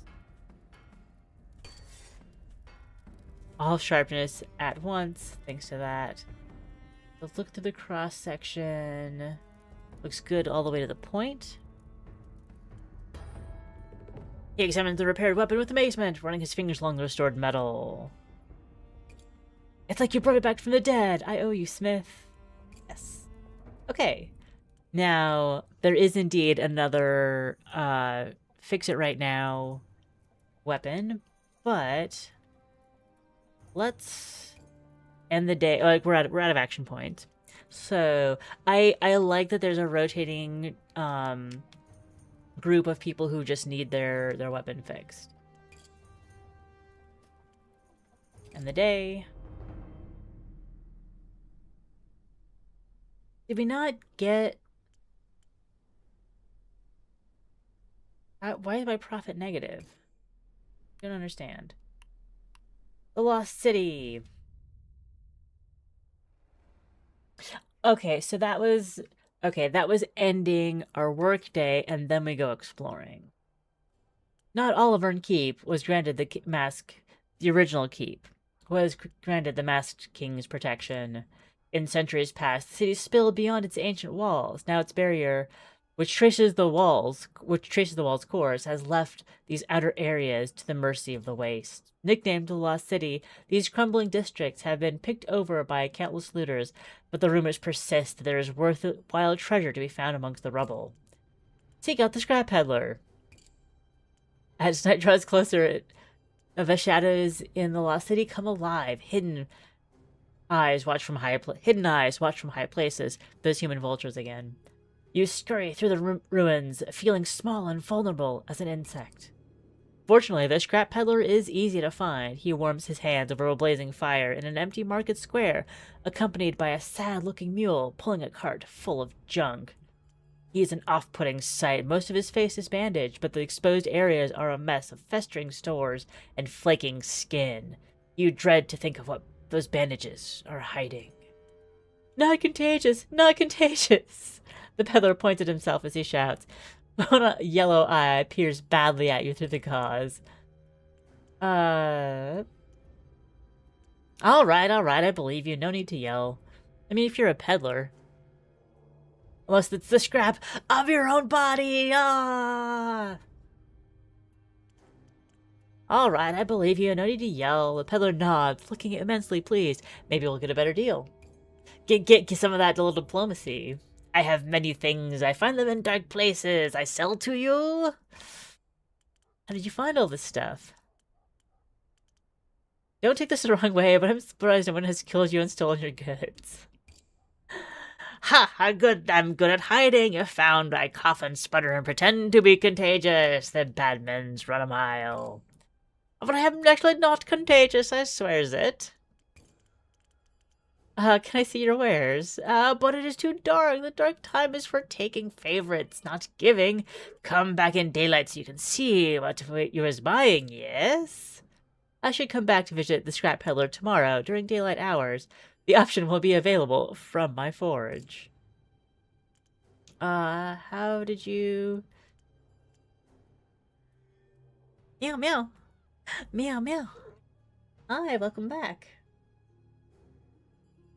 You want coffee? If you settle, you can have treats. That is the bargain I offer. How did you find all this stuff? Dark places? He vaguely points downward. The mule retches as though ready to expire. And what do you sell here? Many things, much to be found for those who know. Partners forever and always, yes? We just met, dude. I don't even know your name. I don't even know your name. But yes, we will be back. The scrap peddler is now an available vendor in your forge. Oh, cool. Now we can also, like, search for valuables. Your hopes of finding something are slim, but irresistible. Shards and rubble crunch underfoot as you trudge down empty streets. Sure enough, one by one, half-collapsed shells of houses prove to offer nothing of value. Venture deeper into the lost city. You come across a counting house where the merchants once hoarded coins and tracked debts.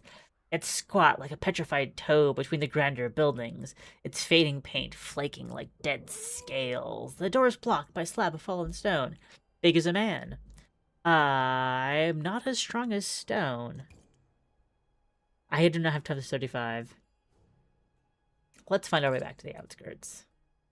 For a moment, you think you've lost your way, but then you spot a fountain you recognize. The statue is cracked and headless, and its remaining water is a puddle of black slime. You breathe a sigh of relief. This is familiar territory. The sun slips low in the sky. The shadow of ruins lengthen. Time to leave. Bell tolls. I was like, how many times do I have to say go back to camp? As the bell tolls, clear and resonant, one from the ruined towers, glancing up at the skeletal spire, you see a solitary figure in a dark robe, raising its hands in worship or surrender to the darkening sky. You quicken your pace. You hurry back to the camp.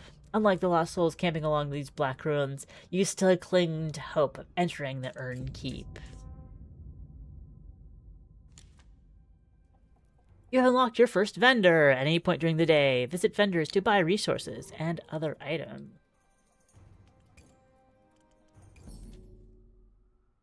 You make your way through the lost city to the harsh daylight. Peddler pranks up at your approach, his one visible yellow eye widening in excitement at the prospect of a customer.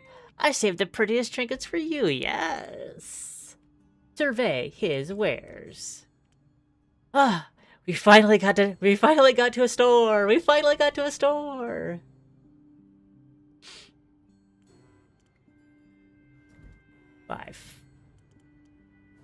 Five each?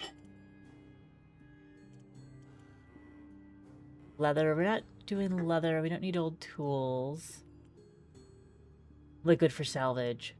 So we've got 3 books. And we can't afford any of them. Let's buy...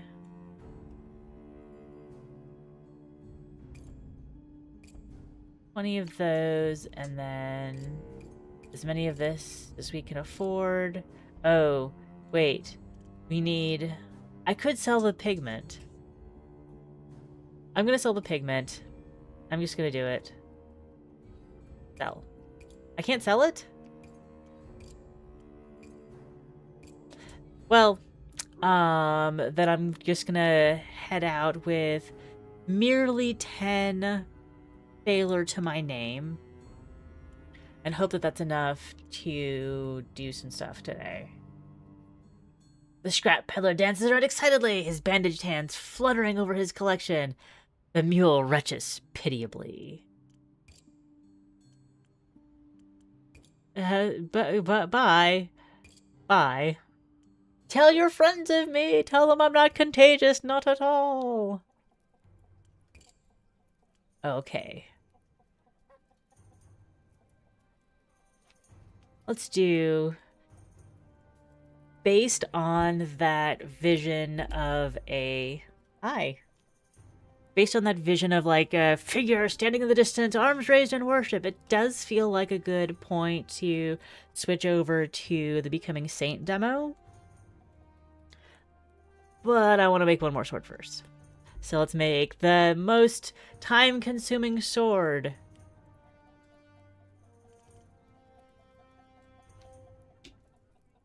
Oh, especially since... Hey, no! Not allowed to scratch on my monitor.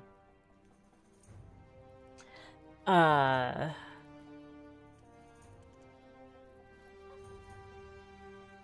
one has a mystery reward. This one has a book reward. This one also has a book reward, and neither that one has steel. But I want the mystery reward. Okay. Haskell. In camp, almost everyone is starving. The man who approaches your anvil is oddly well fed, his face fat and pink and healthy. Well met, Smith. Could you make me a sword? Something long and vicious, something sharp enough to cut a bone? Ah, what kind of hunting? It's fun of hunting to do later, you know how it is. There's something suspicious about your manner. I don't like it. I'm hungry. Perhaps we could share a meal. Oh, I think I prefer to eat alone.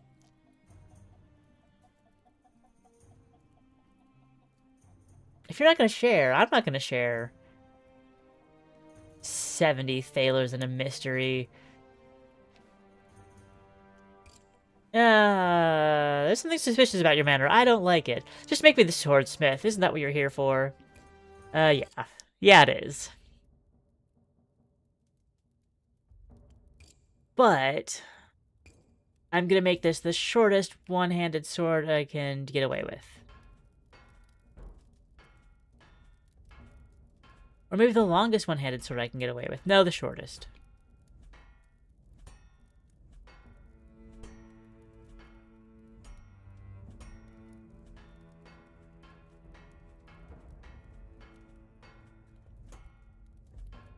I think the long, big hits are more effective, but it feels like they take a lot longer.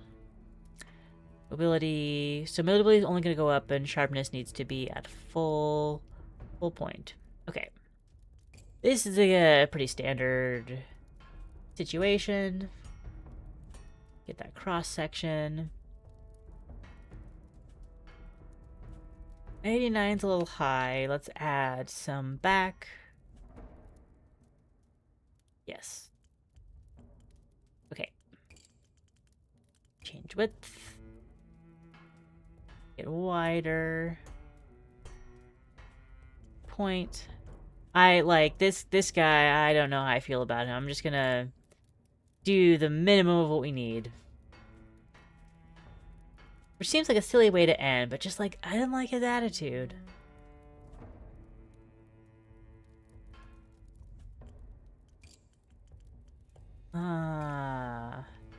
Cross section. Sharpness. Sharpness. Sharpness. More sharp.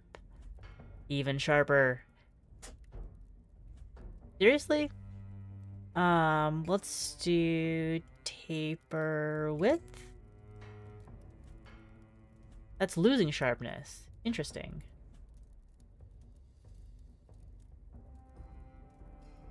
Steep edge. A wide and thin bed. Oh, okay, a wide and thin blade. So we can go wider.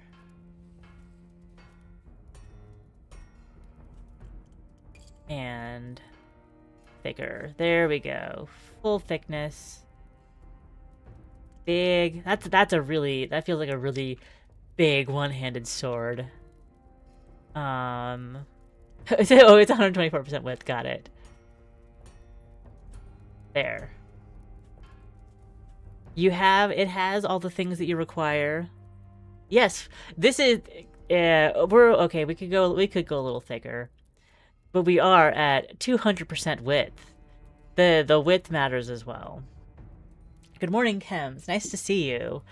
We are making our last sword of Blade Song. Considering that I've been streaming for an hour and 45 minutes, and I've only played one game, there's been surprisingly few swords made, but a lot of talking. We are now we're ready to add the hilt. Ooh, new end cap. New end cap. That goes behind the pommel, I believe. That's a silly looking sword. Regular beefy pommel, or beefy grip. Octagonal pear pommel. More wood? Or you're a single-hander?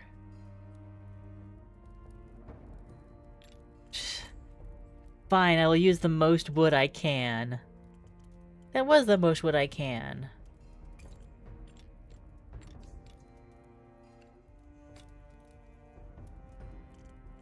Seriously? I'll lose mobility. It's supposed to be a one-hander. Slap that on. Take this off. Okay, that has enough. Silly looking sword. And I don't get any points for that. Does it cost me material? I don't think it does. Wait. No, this isn't notably costing me material. So I'll stick it on. Ooh, and Rex! Large weighting naturals, yes. This is our sword. This is I don't like the guy I'm giving it to, so I went as silly as I could manage for the assignment while still checking off. There's a rubric behind my head, and I have to make sure that all of these are checked off.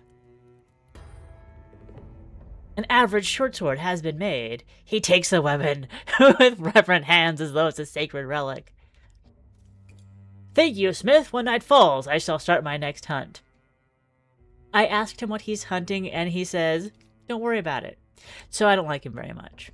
And also, he looks well fed and would not share his food with me. I don't like people. It's not nice. But sometimes you just gotta do what you gotta do. Because he eats people.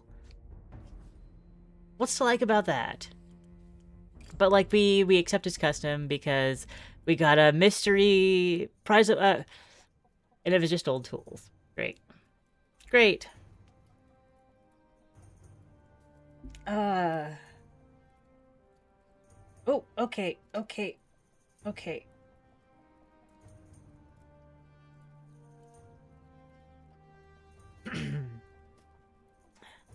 I want his money, but like the situation is pretty dire out here. I don't want to keep making it worse. And now what we can do is repair jobs. Okay, we can salvage this, and we needed the money, so that was good. Let's drink our old world spirit and see what happens. Oh, we just got a lot of experience points. Cool. Can we get another... Can we get more action points?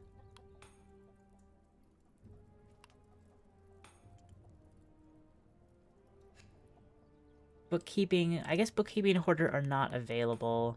We have to go for asymmetrical blades, sword part scaling, or advanced swordsmithing.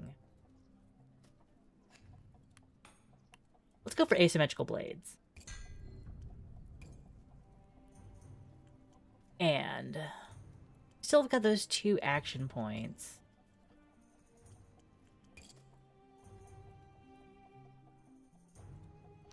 Let's go ahead and do... Oh, well, we can just do 2 repair jobs. So now we just need to add, make this blade sharp, which just pretty much means improving the cross-section. And just like that, we can give this back to Owen. I don't know. We can try out creative mode. We can try out creative mode after this. We'll send this back to Owen. Wowee, this is gonna come in handy. Thank you, Smith. And one more repair job. Like, all the other ones, the other commissions and everything has, like, in-depth, oh, that's leather. Has in-depth, like, characterization and stories and, like, little bits of world building. But the repair jobs are just, like, take it, sharpen it, that's about it.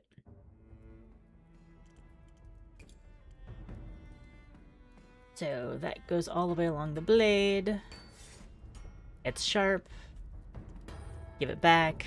Not a lot of stuff to spend on it at all. So, save game. Exit to main menu. So we strongly recommend playing the tutorial in story mode first. Been there, done that, got the t-shirt. Editable sword 0. Oh, demo version. View only. View the sword. Okay. Like, this is a advanced sword that we can make something perhaps like it in the future. Okay. Let's forge a blade. Oh, interesting. This one doesn't have the arrow grind cross section. Fuller, flamboyance, and polish mode. Oh, that's, I mean, like, yes, it's cool that I can just drag it and add other abilities. Wait, what? Okay, there we go.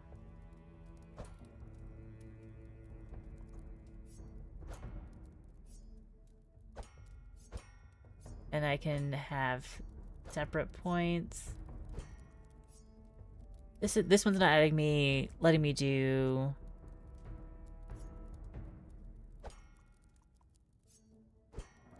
Oh, if I add to do another change thickness layer. So it's kind of like,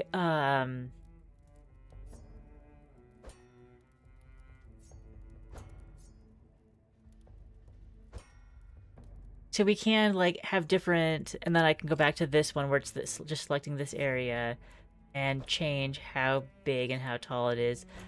But I miss using the hammer to change the shape of the blade. And I can delete individual layers.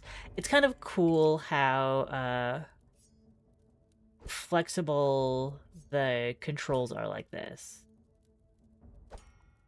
But I miss the interaction of working in the forge. And so even though I'll add another ability here, it will still let me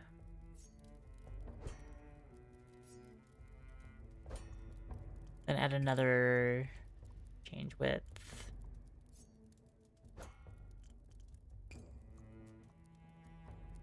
That just comes down to here and make all of this section wider. And then add a point.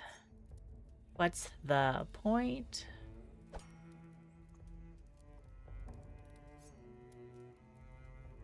Wicked shop point. Taper thickness.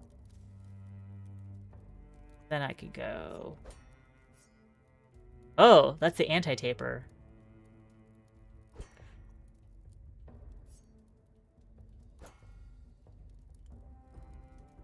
This is not how, this is like, oh wait, change width again. That would do. I'm building a missile sword. Yeah, there was more hammering in the, this is creative mode. Wait. How did I do that?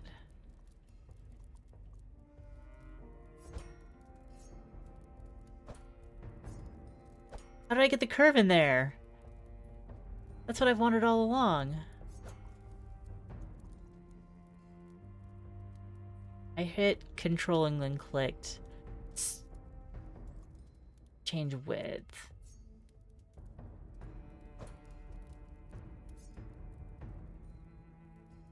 Oh, now it's bulbing near the top.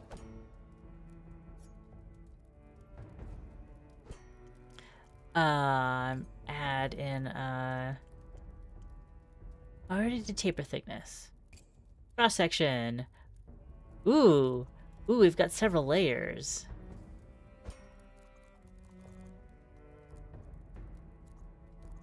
Yeah, so medieval graphic designer. What hild options do we have?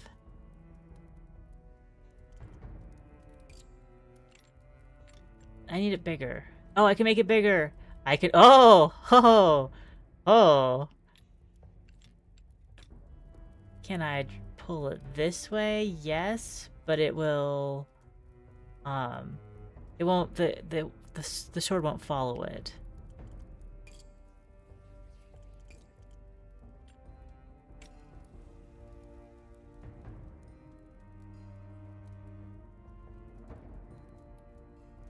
I don't know, that's kind of cool. I don't know what the Quillian actually is.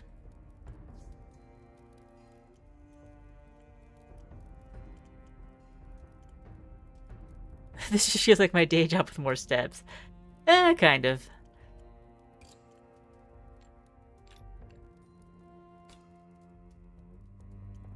Ooh. Oh, can I make it bigger? Whoa. Whoa. I didn't want that. I don't want that curved. Can I get one that's not curved? And make it short. I thought I could make it thicker. Apparently, it's not one of the options. I'm just bending it all in weird ways. But luckily, undo works. Okay. Now we can add the grip. Not there. Not like that. Here. That looks stable.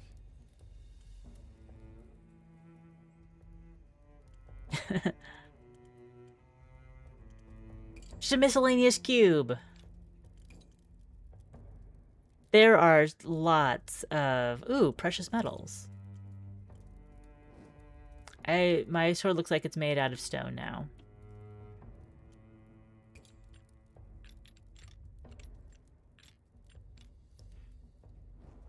Where I'm looking for pommel. Perfect. Want... There we go. That's perfect. This is my creative mode sword.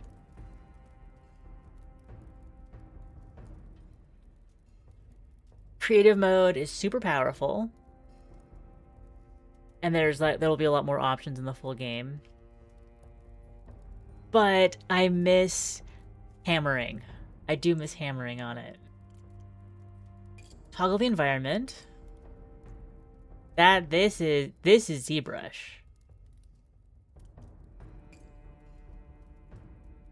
Or this. At least we have the anvil back now.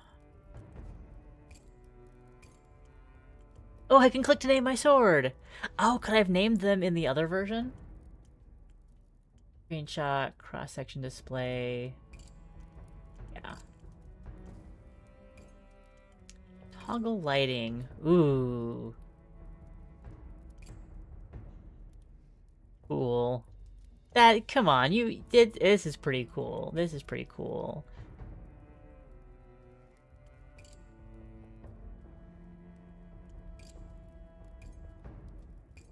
Let's get, ooh. The winter environment. The mysterious monolith in the background.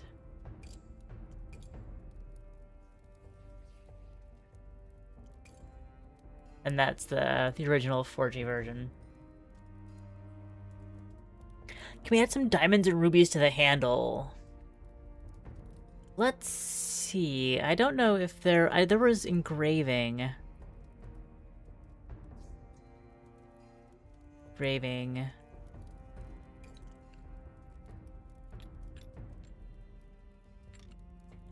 I think putting little circles is the best we can do at this time, unfortunately. Oh, that's just precious metals, smooth leathers, structured leathers, timbers. Oh, cool. You can choose materials and then click on what parts to add them to.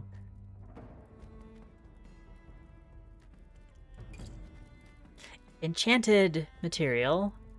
Ooh. My sword glows itself. There's some cool stuff. There's some cool stuff.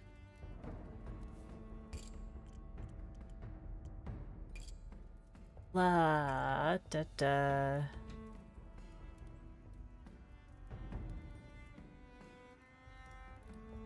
There, giving it a good glow. Trying to orient for screenshot mode. Camera flight. Camera flight. Oh, so you can like record. That's neat. That's neat. I just want my missile sword that shows that it's glowing and do a regular old 2D screenshot. And make sure I have it saved in Paint. Okay. Oh, it's I like set I had a list of like 5 games I was interested in playing for Medieval Monday. I'm thinking like I don't know any of these. I don't know how big the demos will be on any of them. We'll just we'll just have a lot of options in case the demos are really short for some of these. Like this one could have had a really short demo. It could have just been like you do the tutorial, you do 2 days of like the in-game customers go out, read stuff, and it was longer. I could keep going, I'm sure, for probably at least 2 or 3 more in-game days. I'm guessing. Uh oh, this is also really funny. Apparently you can put in a banana for scale. But you can share swords and export them for 3D printing.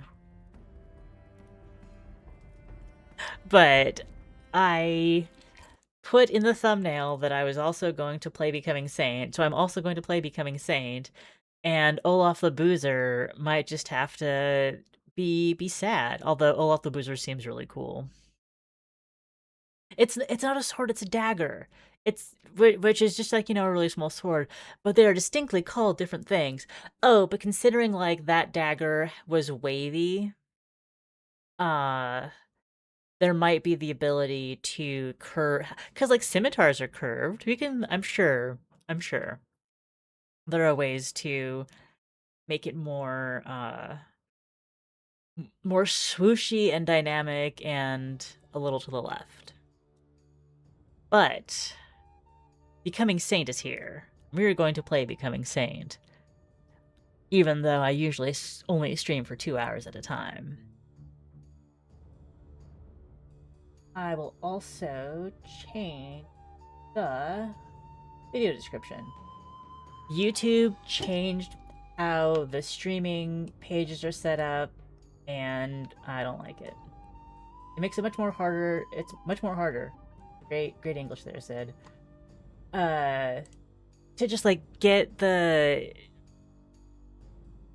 asexual swords. Get to the settings I need at what time I need it. Well, yes, that was called Blade Song, and it's very... If you read all the text, it feels like a downer, but there are mechanical things hidden in the story text. So, but the sword making is a lot of fun.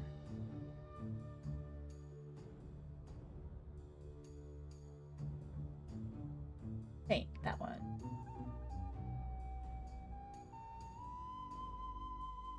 Yes, Rex, you're the only one who's been traumatized by religion.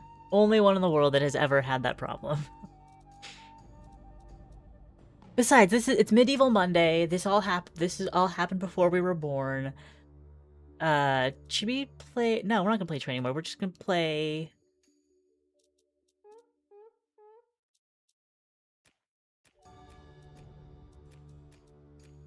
We'll go with normal mode. And we don't have to clear all history because I haven't played this game before. But choose our new name.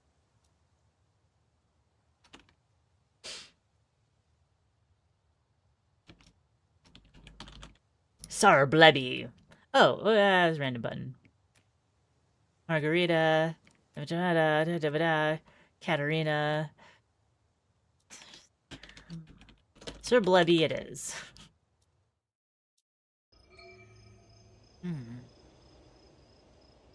Assisi, Central Italy, 1349. Dawn approaches. Every night for the past week, you are plagued by visions. Today is the day you will answer their call. Prima. Perceptia. You pick as your pet. I'm having a little bit of tonal whiplash. Oh, an affectionate docile little lamb.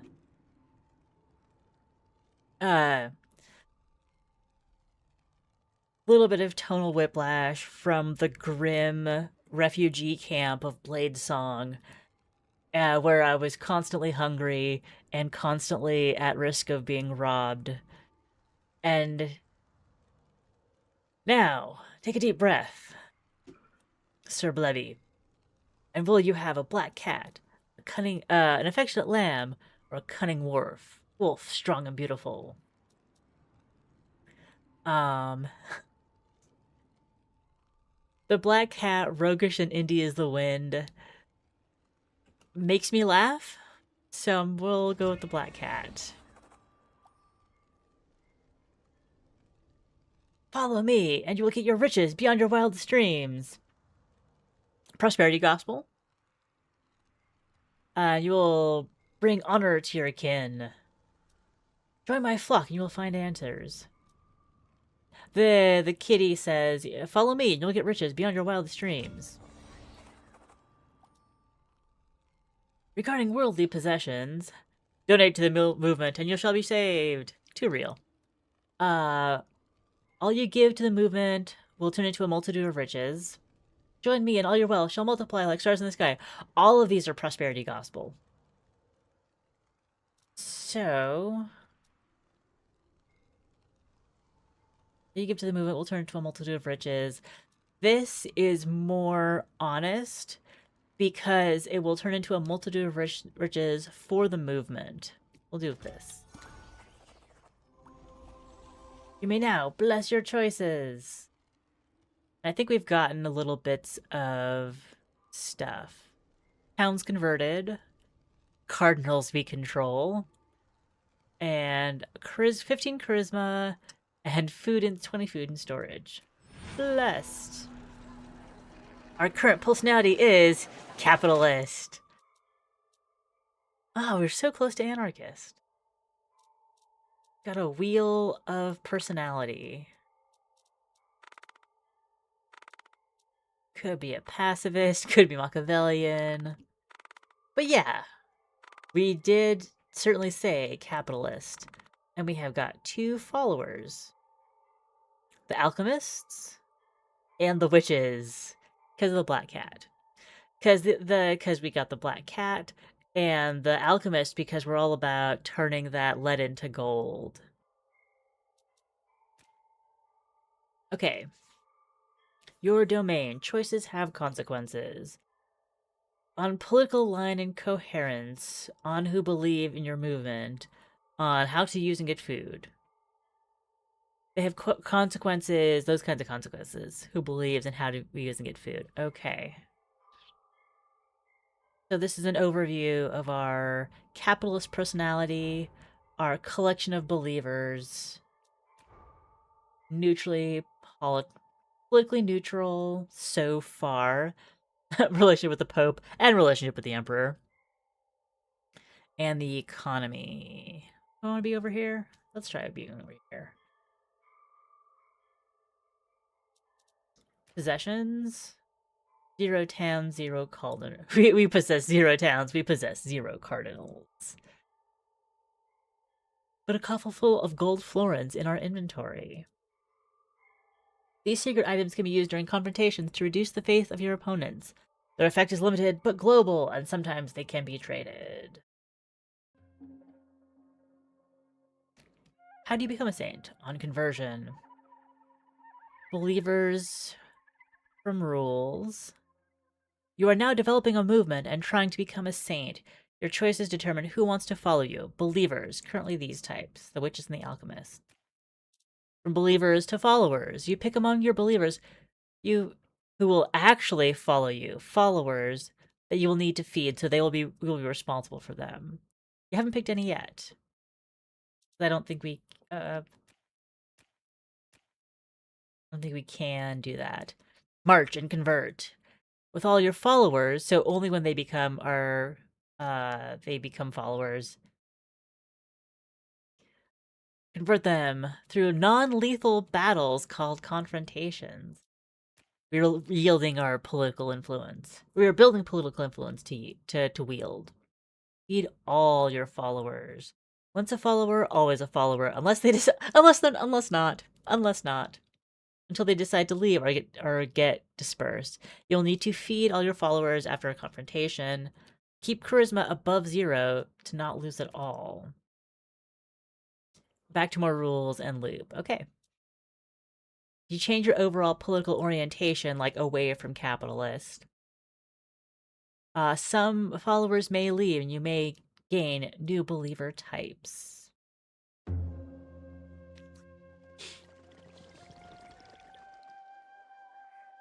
Neat! Give your speech. Okay.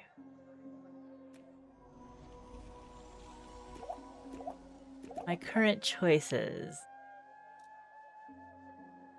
Follow me and you'll get rich by lying your wildest dreams.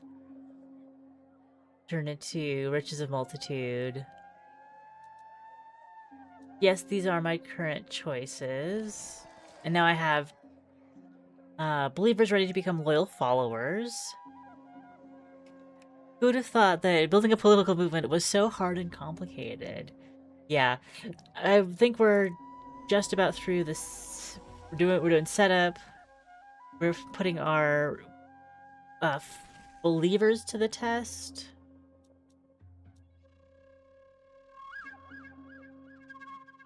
Slot is active. When a unit fills it, it will become a new follower of yours.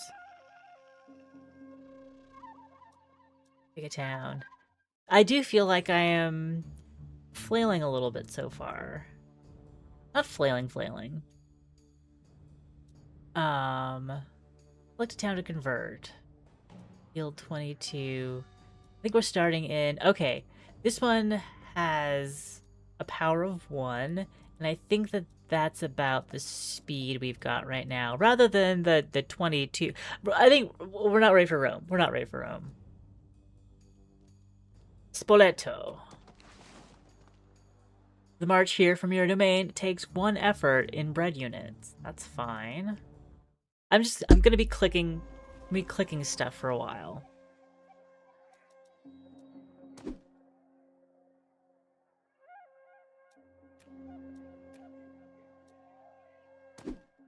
The witches. We will bless the witches. Even though it's non-lethal, we will be attacking. The witches have a +2 attack bonus.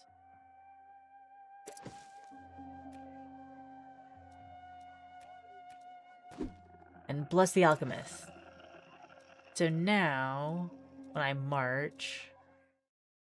Oh, that's changed town. We're sticking with Spoleto. Back to the piazza.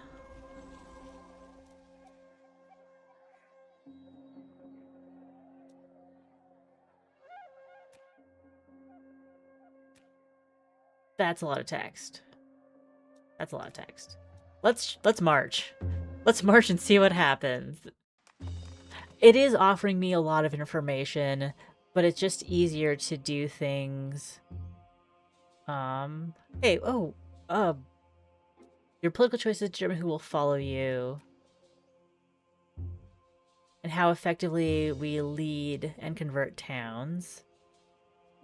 So I can do less blessing, but I have a higher trance strength. Your witches are strong against exorcist bishops. Your forces seem too weak for these town folks. They're a bunch of scholars and witches. In absolute terms, it should always be possible to convert this town.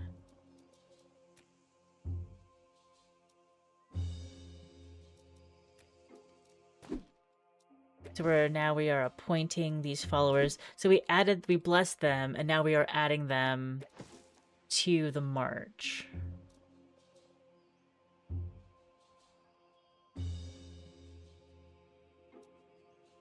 Let's go for it. Look at all these witches. Refuse to go begging. Yeah, there's no food began by begging. Why would we do that? We can take food from storage.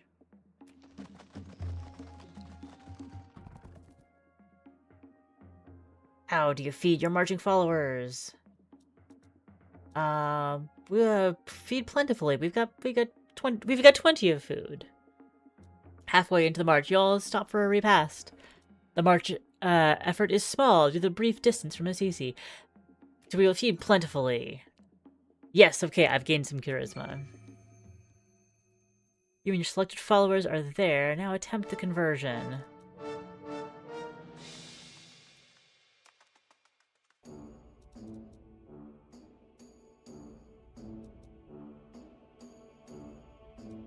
We will go tacticians.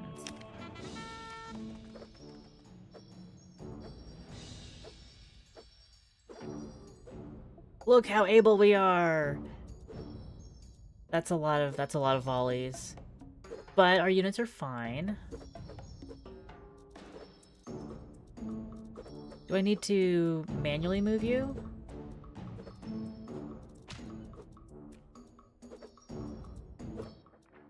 Oh yes, they will just keep attacking.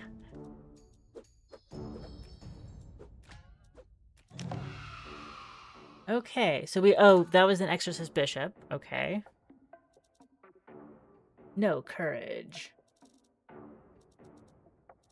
But okay. So we have, I guess these are our baseline stats, and pause the game. And select units to do actions. Okay.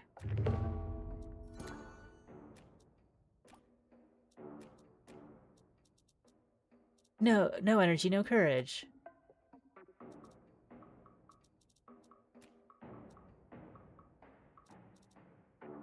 New faith. Okay, so let's restart the battle. If you come here... Are we just chasing him out of town? Wait, and where did my, hang on. Where did my other guy go? I suppose, oh, my other unit was defeated. Select an infidel and curse them to make them weaker. You're an infidel, be cursed. This is me in the corner, sending out... And our witches are also out of ability. So we failed in our first town. Okay. We've been defeated already.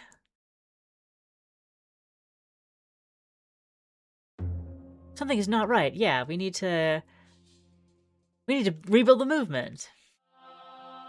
Your run is over. No followers. Okay. You got captured in Spoleto by the guards of the Pope and are brought to trial. The Inquisitors analyzed your life in action and found your supporters 3 heretical beliefs, designated 0 towns, and misled 2 honest believers. Ha ha ha ha. Hence, you are condemned to death by being burned at the stake and to be executed by a secular arm of the merchant. As dawn breaks, you are led from your cell in heavy shackles and escorted by the Pope's guards. You refuse one last chance for repentance, and then the flames climb high. Your name is forgotten after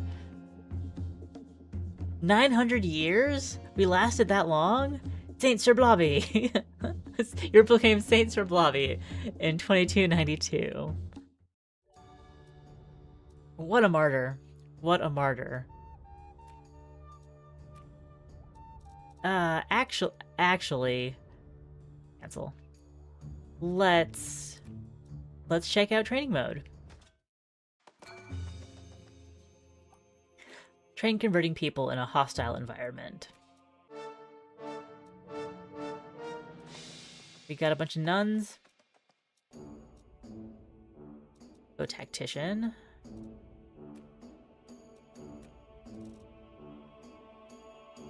So we are doing the force perspective is wild.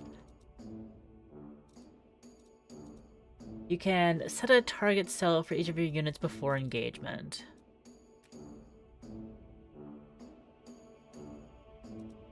So it's a throwing unit.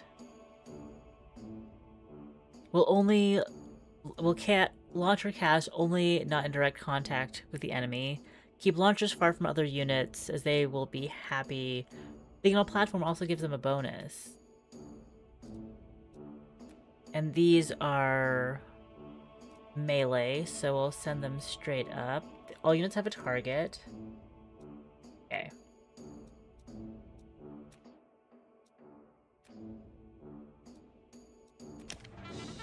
They go out. And bless them to make them stronger. Is this the bless button? Or is this the bless button? That looks like a blessing. Hey, you keep moving. You were supposed to come over here. And our nuns didn't make it and have been cursed. Okay, this does say that this is the blessing button. We lost our nuns, so we will need to go over here. The nuns are my own nuns are attacking me. Throw magic items to weaken infidels. Throw any relic of any item on the battlefield to cause distraction and conversions. A portrait of a woman's bare feet to distract those who are so inclined. A box of rubber rats, because why not? Feet pics.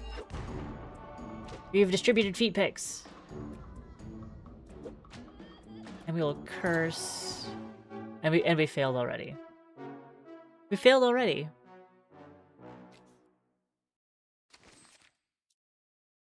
Feedback. Nicely done moving units. Ideas for converting the stubborn.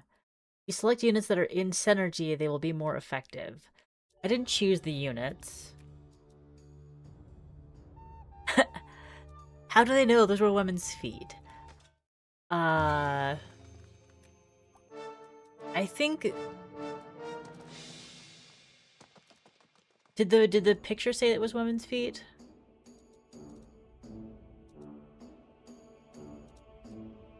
So in the auto battler, we do our own blessings and cursing. These units are naked fanatics. They heard about the feet pics. And barefoot beggars. Good thing we got a small town. Because... Actually, you just... go here. What's this button do? Set a unit to be moved only by the player.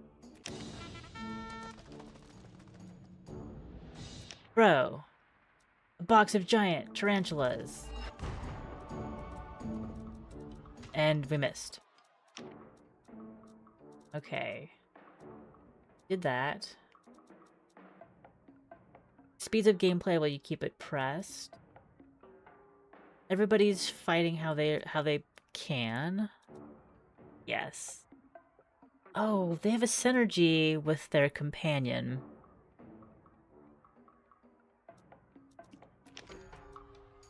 So, if we move you here, you're retreating, but then you'll have synergy.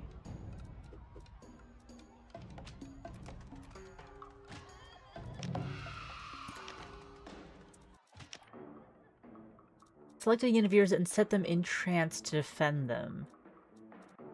This is the trance button. But I think that we have actually converted... Mandolin effect moment. I think we have... done better this time. Now their leader is coming out. The Count. But the Count does not seem that strong.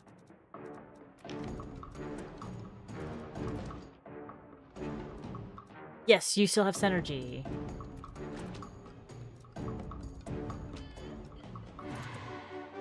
And okay, we succeeded in this town. That's great. All local units have been defeated. Nicely done moving. So if we have charisma to spare, which we get from our units. One more small town training. This time we have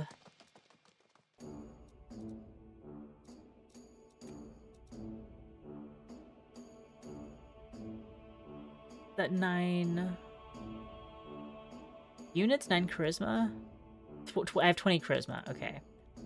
And you do not have synergy with each other, our naked fanatics, and our monks with books.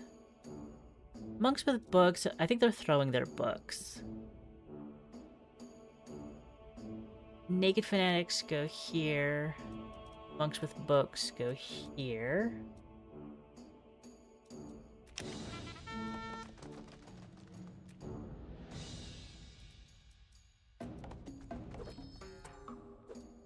Target unreachable. Yeah, you're supposed to go in and attack.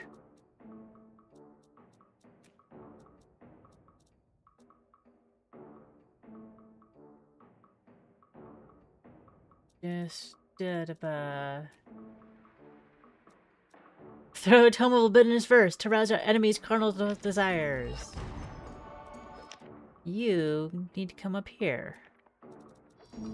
That's what we wanted.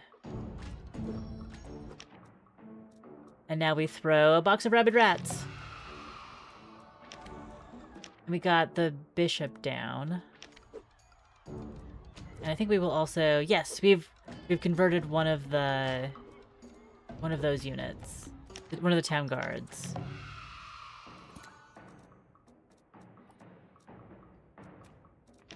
Alright. Oh, some of our guys have been confounded.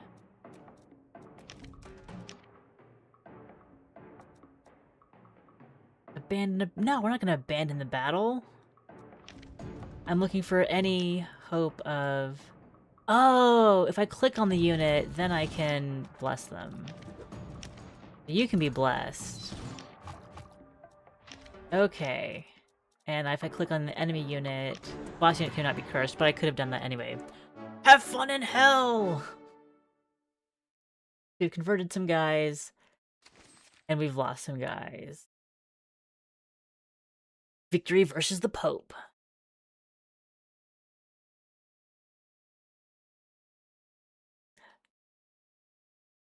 We didn't get any new faith.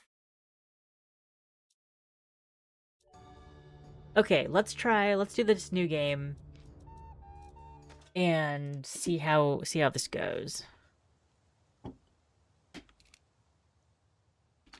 Tabitha.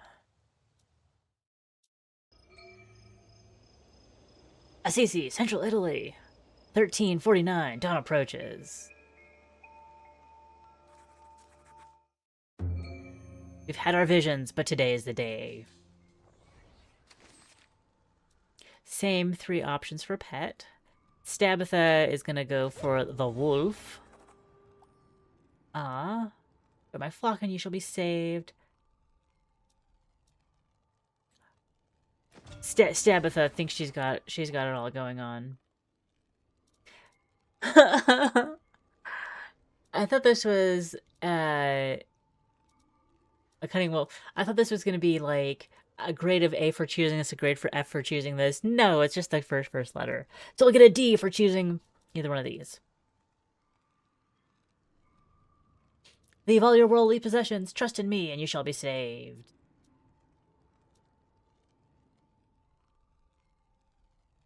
These are basically the same.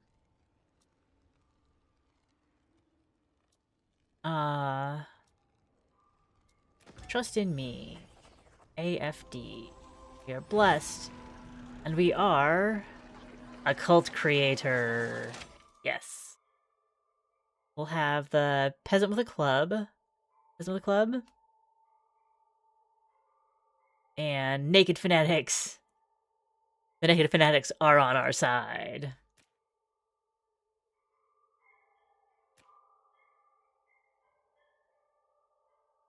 And this is just like an initial overview. Yes.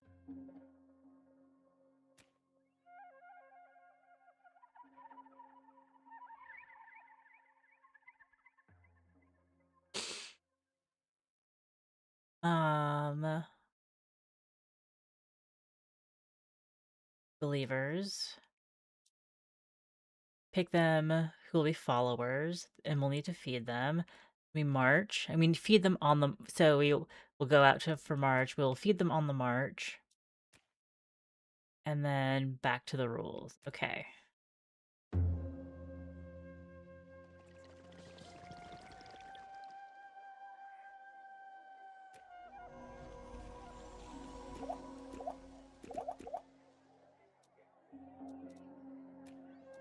And, like, clicking on these things won't actually do anything. It's just showing me what's part of my thing. So, yes.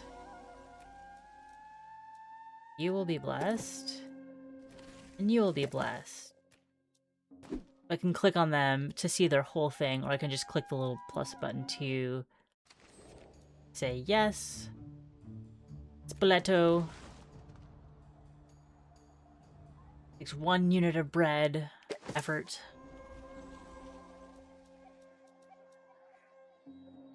An elected official. It's a merchant town. Okay. Okay, so we're up against some merchant towns, some pope towns, probably some other towns of various nonsense. Various types. So we'll change town. That's merchant. That's pope. Okay. And this is emperor. Merchant, pope, and emperor. And there's a cardinal here. If we manage to capture that site. Well, we're sticking with this one. See, doing the training improved my understanding of how we're doing, how this goes. I want the bards. I have more power to... So I have an additional power to bless and curse, but I will not be able to put my units in trances to protect them from harm. Strong against First Council, so I should check out what they are. We seem at ready. Move units and protect them.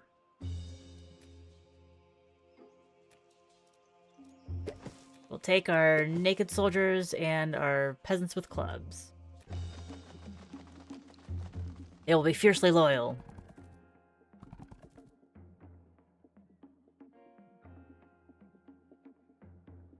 Nobody gives food to us. Low charisma.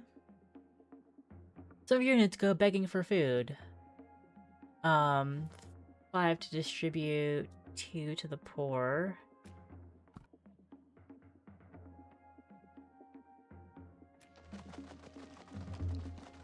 I thought I was gonna have more distribution capability. Since you begged for food, you are just gonna get small portions. The followers feed on your meager portions, grumbling, but their hunger is somewhat assuaged. It's for the glory of me, generally me. March ends. You knew. Now we are in battle. We're getting ready for battle. This should be easy. This should be doable. Naked fanatics are these are all melee units. So we're gonna go all melee positioning. Let's go. And I have nothing to throw. And I blessing my naked troops give them courage? Lost 1 point of charisma. I'm at 16, so I am down to 15. So, go forth and attack.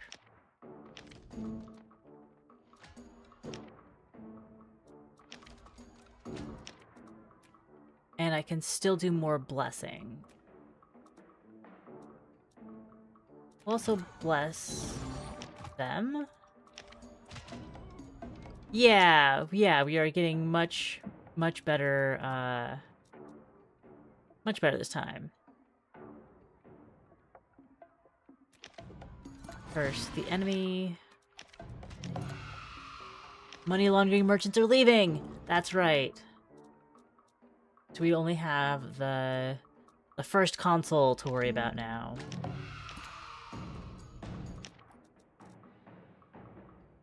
Naked, you need more energy, so if I bless you, will that help? Not really, but it helps with their faith. It does help with their faith. You... Boss unit cannot be cursed. Should be okay. Yes, Spoleto has been converted. Critical fail. Okay. We didn't lose on our first battle this time. Earn magic items by making daft choices for your regula, then using them to confront and confuse your enemies. Alright.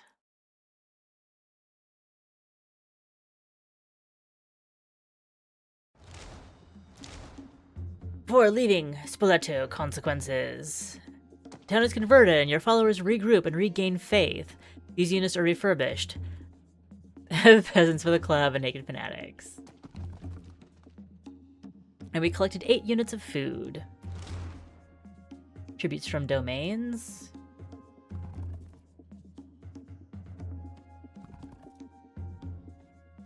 Four units of... Okay. Back to Assisi. Everybody is hungry.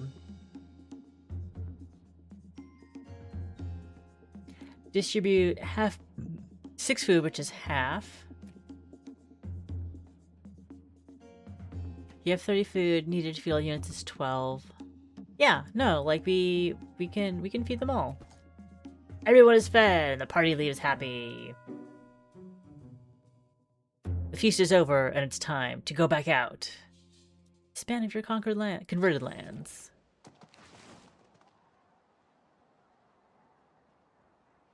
So because when we conquered them, we got 6, and now each turn they will produce 8. Okay. And Assisi is doing the same thing. Night has fallen. Now comes the time to meditate about further rules.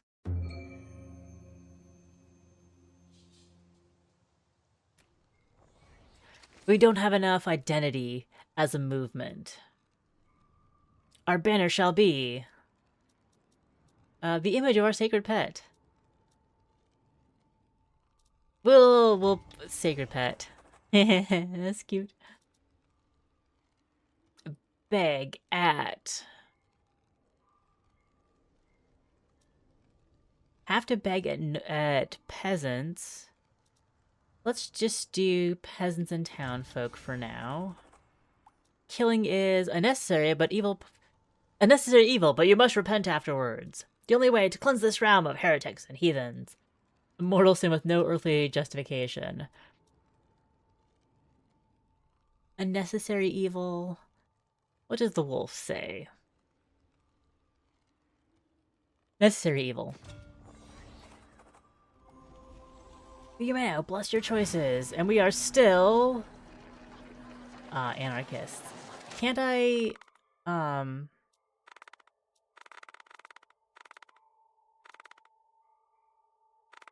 still be a cult creator? We've added monks with books to our group.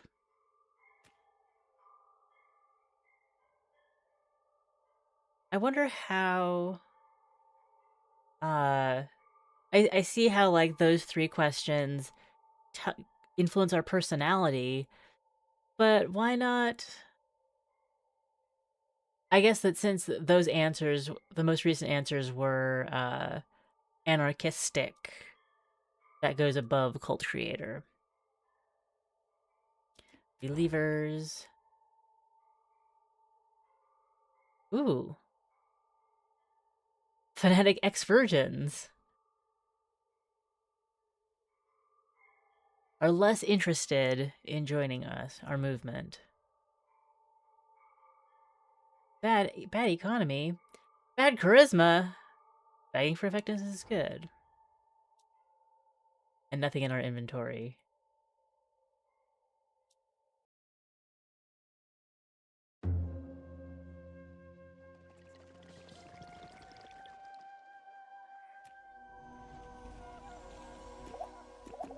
These are our most recent.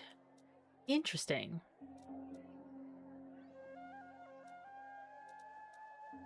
Okay.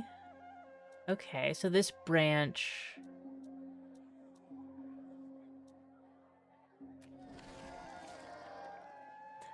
There's a different speech each time.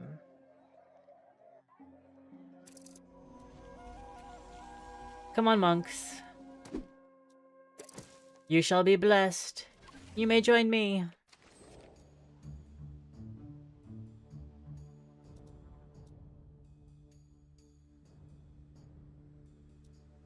That's not a merchant.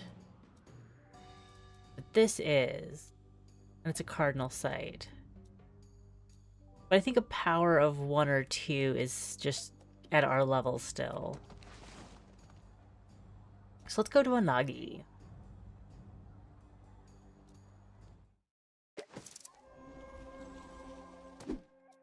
Will come with us. We will march.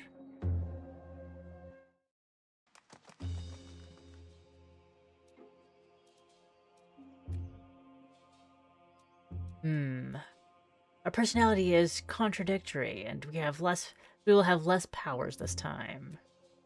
Okay. March, all of you. All of you.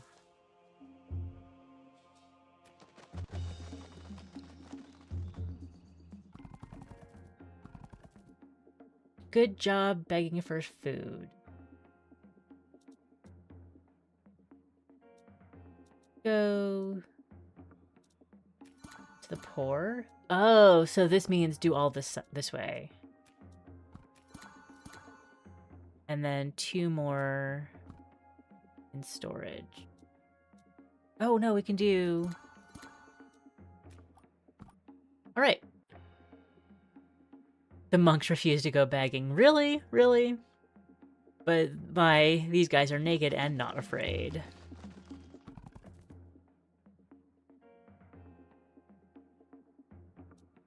Halfway into the march, you'll stop for repast. We will... Oof. Oh, feed plentifully, although I think this means that we won't have... I like the charisma, but I think this means we won't have enough after conquest, because we'll still only have 14. And I got more monks than that.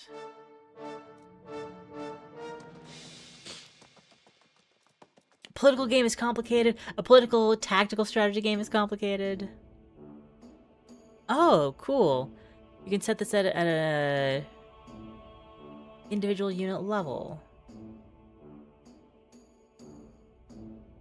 Let's do another tactician, and we will see if we want to do...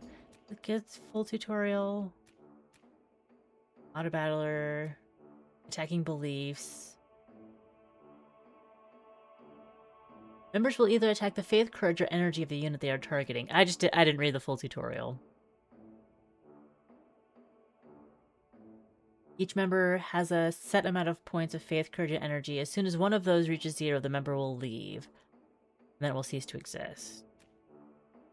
Influence selected units. Deploy and swap. Set targets. Guided by player. Move. Blessing. Cursing. Exploit the terrain. Ah, you can use obstacles to hide from projectiles. A defensive trance. Items can be put to use, but we don't have any items right now. Synergy will show a dotted connection, will have stronger attacks and notes for the whole duration of the confrontation. Okay. Rather than just when they're close to each other. Boss fights. Spin me around. Run away. Ah! Controller controls. Now convert. That's all I have to teach you. Now go! No synergies among my troops. Good job with the shuffle. Good hustle with the shuffle.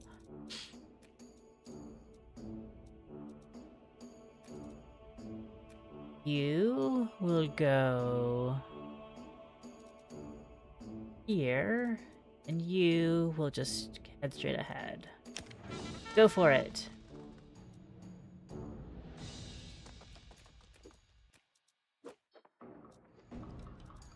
Oh, they can't go through. They have to go around. And go here. You guys, I thought that you would move up. No, they're on the high ground. Rude, rude. Attack, attack. You will get blessed. You'll get cursed for taking my high ground. I do not appreciate that. Naked Fanatics, are you doing okay? I think so.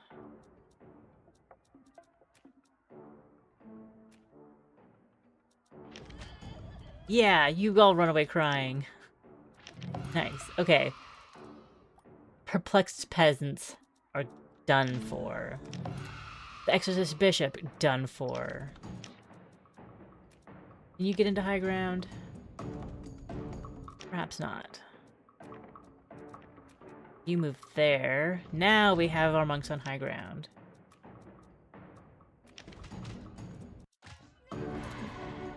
Yeah! Yeah, and I'll get converted. I don't think so. I think that the racism doesn't work. Because we're all in Italy. And I think I got a new faith. Which is good because I did not get new food. Yes, they will follow us.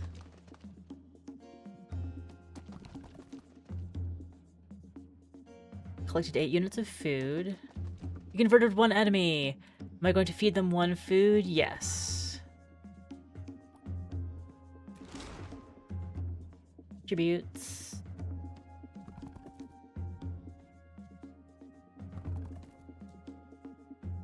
So we have 21 in storage, which is not a lot.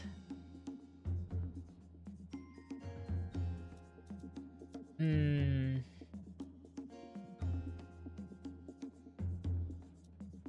15 or 7?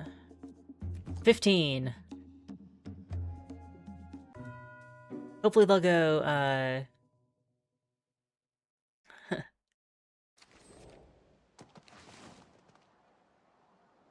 All right. Curly hairs are taking our jobs. And aren't we all, don't we all have curly hairs when you really all get down to it? Beauty is, curly hair is more than head deep.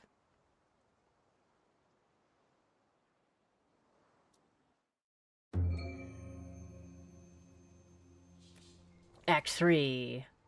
The leopard colony, when there is a leopard colony near a conquered town. Set it ablaze, so the fire may cleanse them of their sin.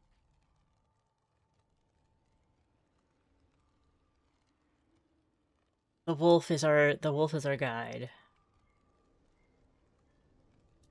Let's recruit.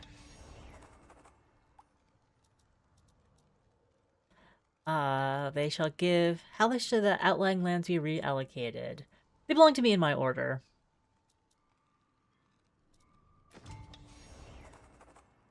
Oh, that's that's the anarchist answer. And what shall barren fields be used for?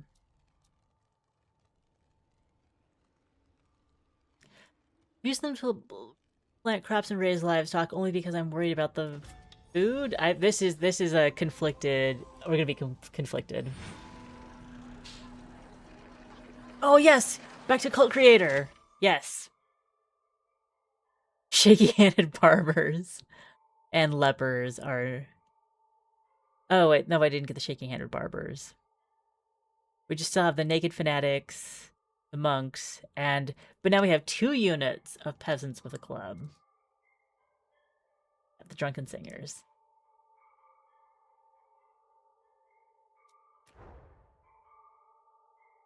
The lepers! Yes! The lepers believe in me! Bad relationship with the Pope, bad food production. At least we're neutral on charisma, and good at begging.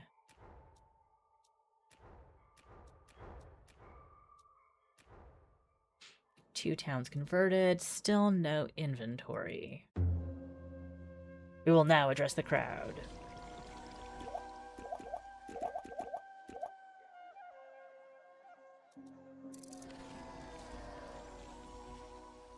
Some people didn't like that. Oh. Ooh.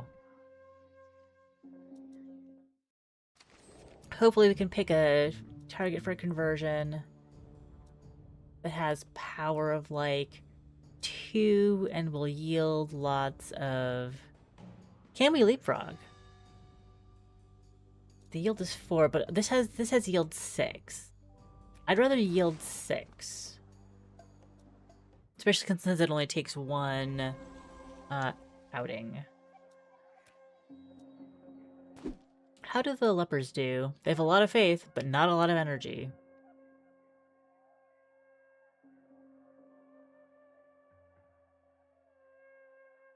They beg, but they do not throw. They beg, but they also do not throw.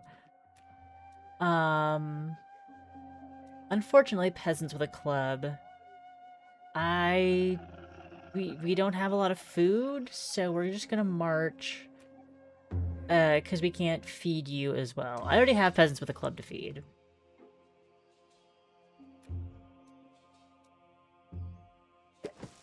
Get behind me!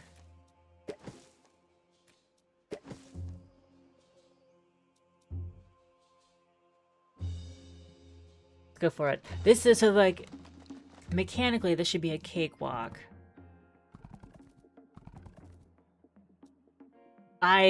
Yes, I like having begging units. I meant to give some to the poor, but we did need it ourselves. So, I distributed all that I gained to my people. Because I can't even feed them plentifully. But they'll get some. They'll get some. They're not as hungry as if I refused and like said, no, go beg for yourself. Thank you for begging for me, now go beg for yourself as well.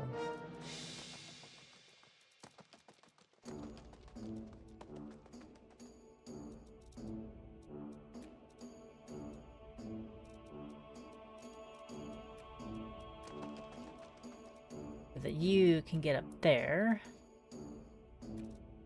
You guys do this. Yeah, the lepers are kind of getting the short end of the stick. Everybody go!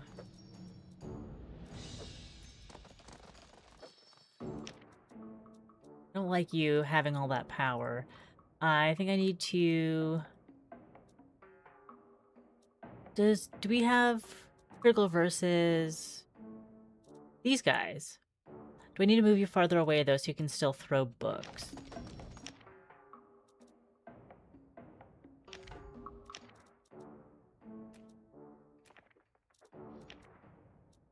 I think this guy needs a cursing. I will spend charisma on that.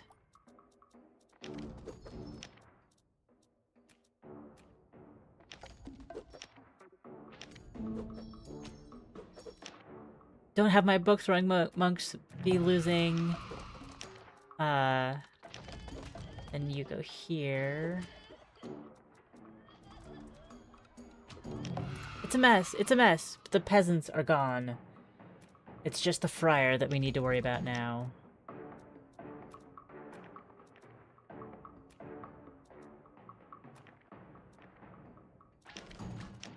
Stay there. Actually, you stay here. And you... So, like, having too many units is actually... Rot in hell! Having too many units is actually an issue because they start tripping over each other.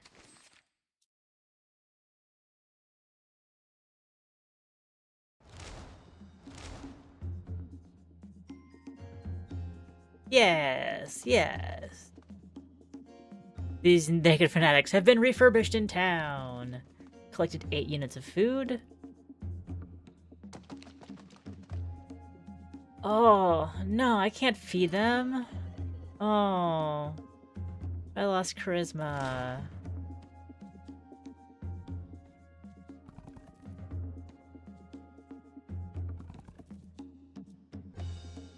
Up to 29 in storage. Feed everyone plentifully. Let's see if we can make... We have the opportunity to make higher yield choices. Ah, the demo ends here. Curses! Oh. Well, becoming saint, you took a little bit of time for me to wrap my head around, but in the end, I think I was getting it. I was thinking I was getting it. And now the demo has frozen. So, I think I am going to wrap up this Medieval Monday here. We did not get to any of the bonus games that I had picked out. And one of them looked really cute. So, see about... Maybe I'll play that on my downtime and tell you about it in some other format. But, yeah, the Becoming Saint is still frozen. So, something about the... like, the demo ended, but it's like, but you can't leave. And, yeah, it was a game that took a little actually having to think and read, because there's a lot of moving pieces going on. But once you get into the swing of things, it's not so bad. Thank you for spending your Monday morning / afternoon, depending on where you are, with me on this Medieval Monday. The Medieval Festival something something. What's it called? The event that I got these games from, this and Blade Song, for page. Medieval Festival goes on until December 18th. There's a link in the description below for you to see if there are any games that pique your interest in the stuff that's available. Lots of silly stuff in there, and things that are a little more on the uh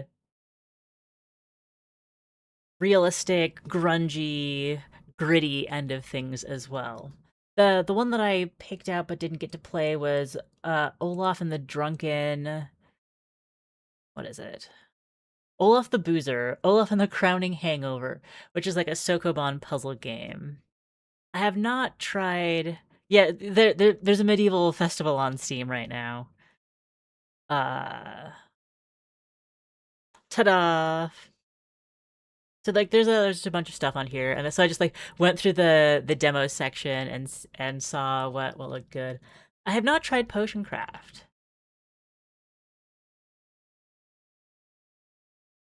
I think like there was a whole like couple years ago there were a ton of like potion games that came out. Yeah, and there's no demo. So unfortunately, Potion Craft will not be able to anchor a future unofficial Medieval Monday. Thanks for the Medieval Fest. I think I found it through... I think I found the Medieval Festival just through looking at other games. Then it's like, oh, this thing. And then I click in and I look at all the demos. And if you can't find it on Steam, you like sometimes you have to go down through like and click through the events carousel. But I put a link in the description, the video description. So if you just want to go directly through that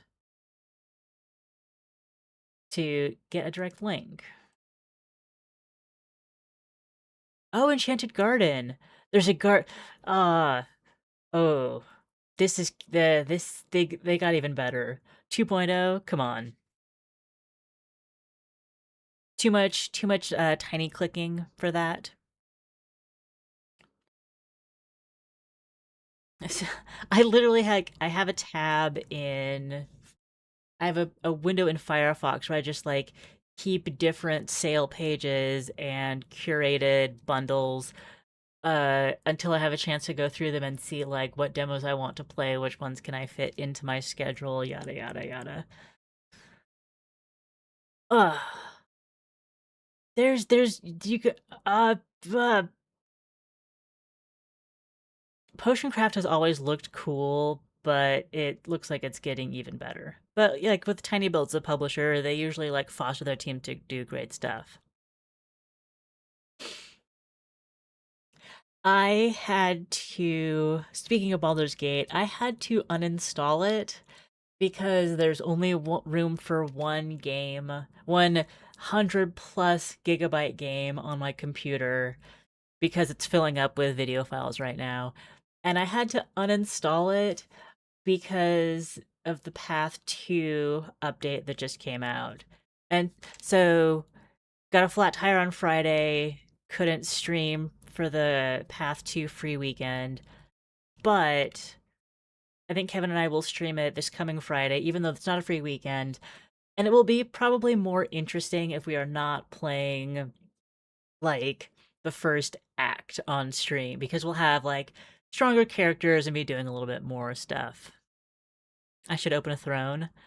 I've been meaning to set up my Ko-fi, but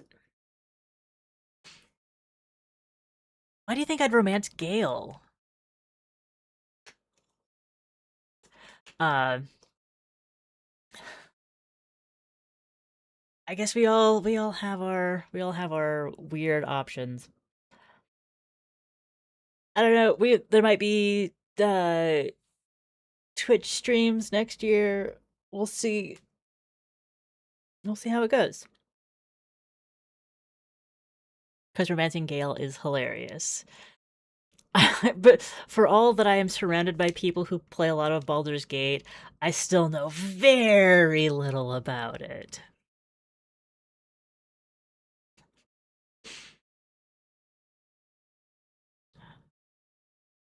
I feel is it dangerous to ask Rex about his foursome with Gale? Is that even? Do you need mods for that? I don't know. I don't know.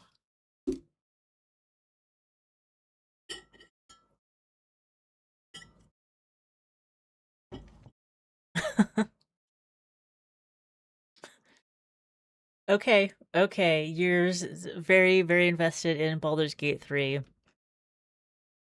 After when Path 2 has run its course for this season, Baldur's Gate 3 will be back on my computer and shenanigans may occur. But for now, I think I'm gonna have to say it's lunchtime. It's lunchtime. I've been streaming for an hour longer than I usually do on Mondays. And it was much more talking in Bladesong than I expected. Much more reading in Bladesong than I expected. It's great, but uh Bladesong very recommended. And like Bladesong is kind of just like blanket, this is fun, you should try it, even if you have to click through a lot of dialogue. And Becoming Saint is much more of a if you're into the kind of tactical, you're into it. If not, it's you now you know. Take a pass. Ah, yes. And it's my turn to have lunch, and but I will be back here tomorrow morning at 9. I know it's so early, but it's just like the time that works for me.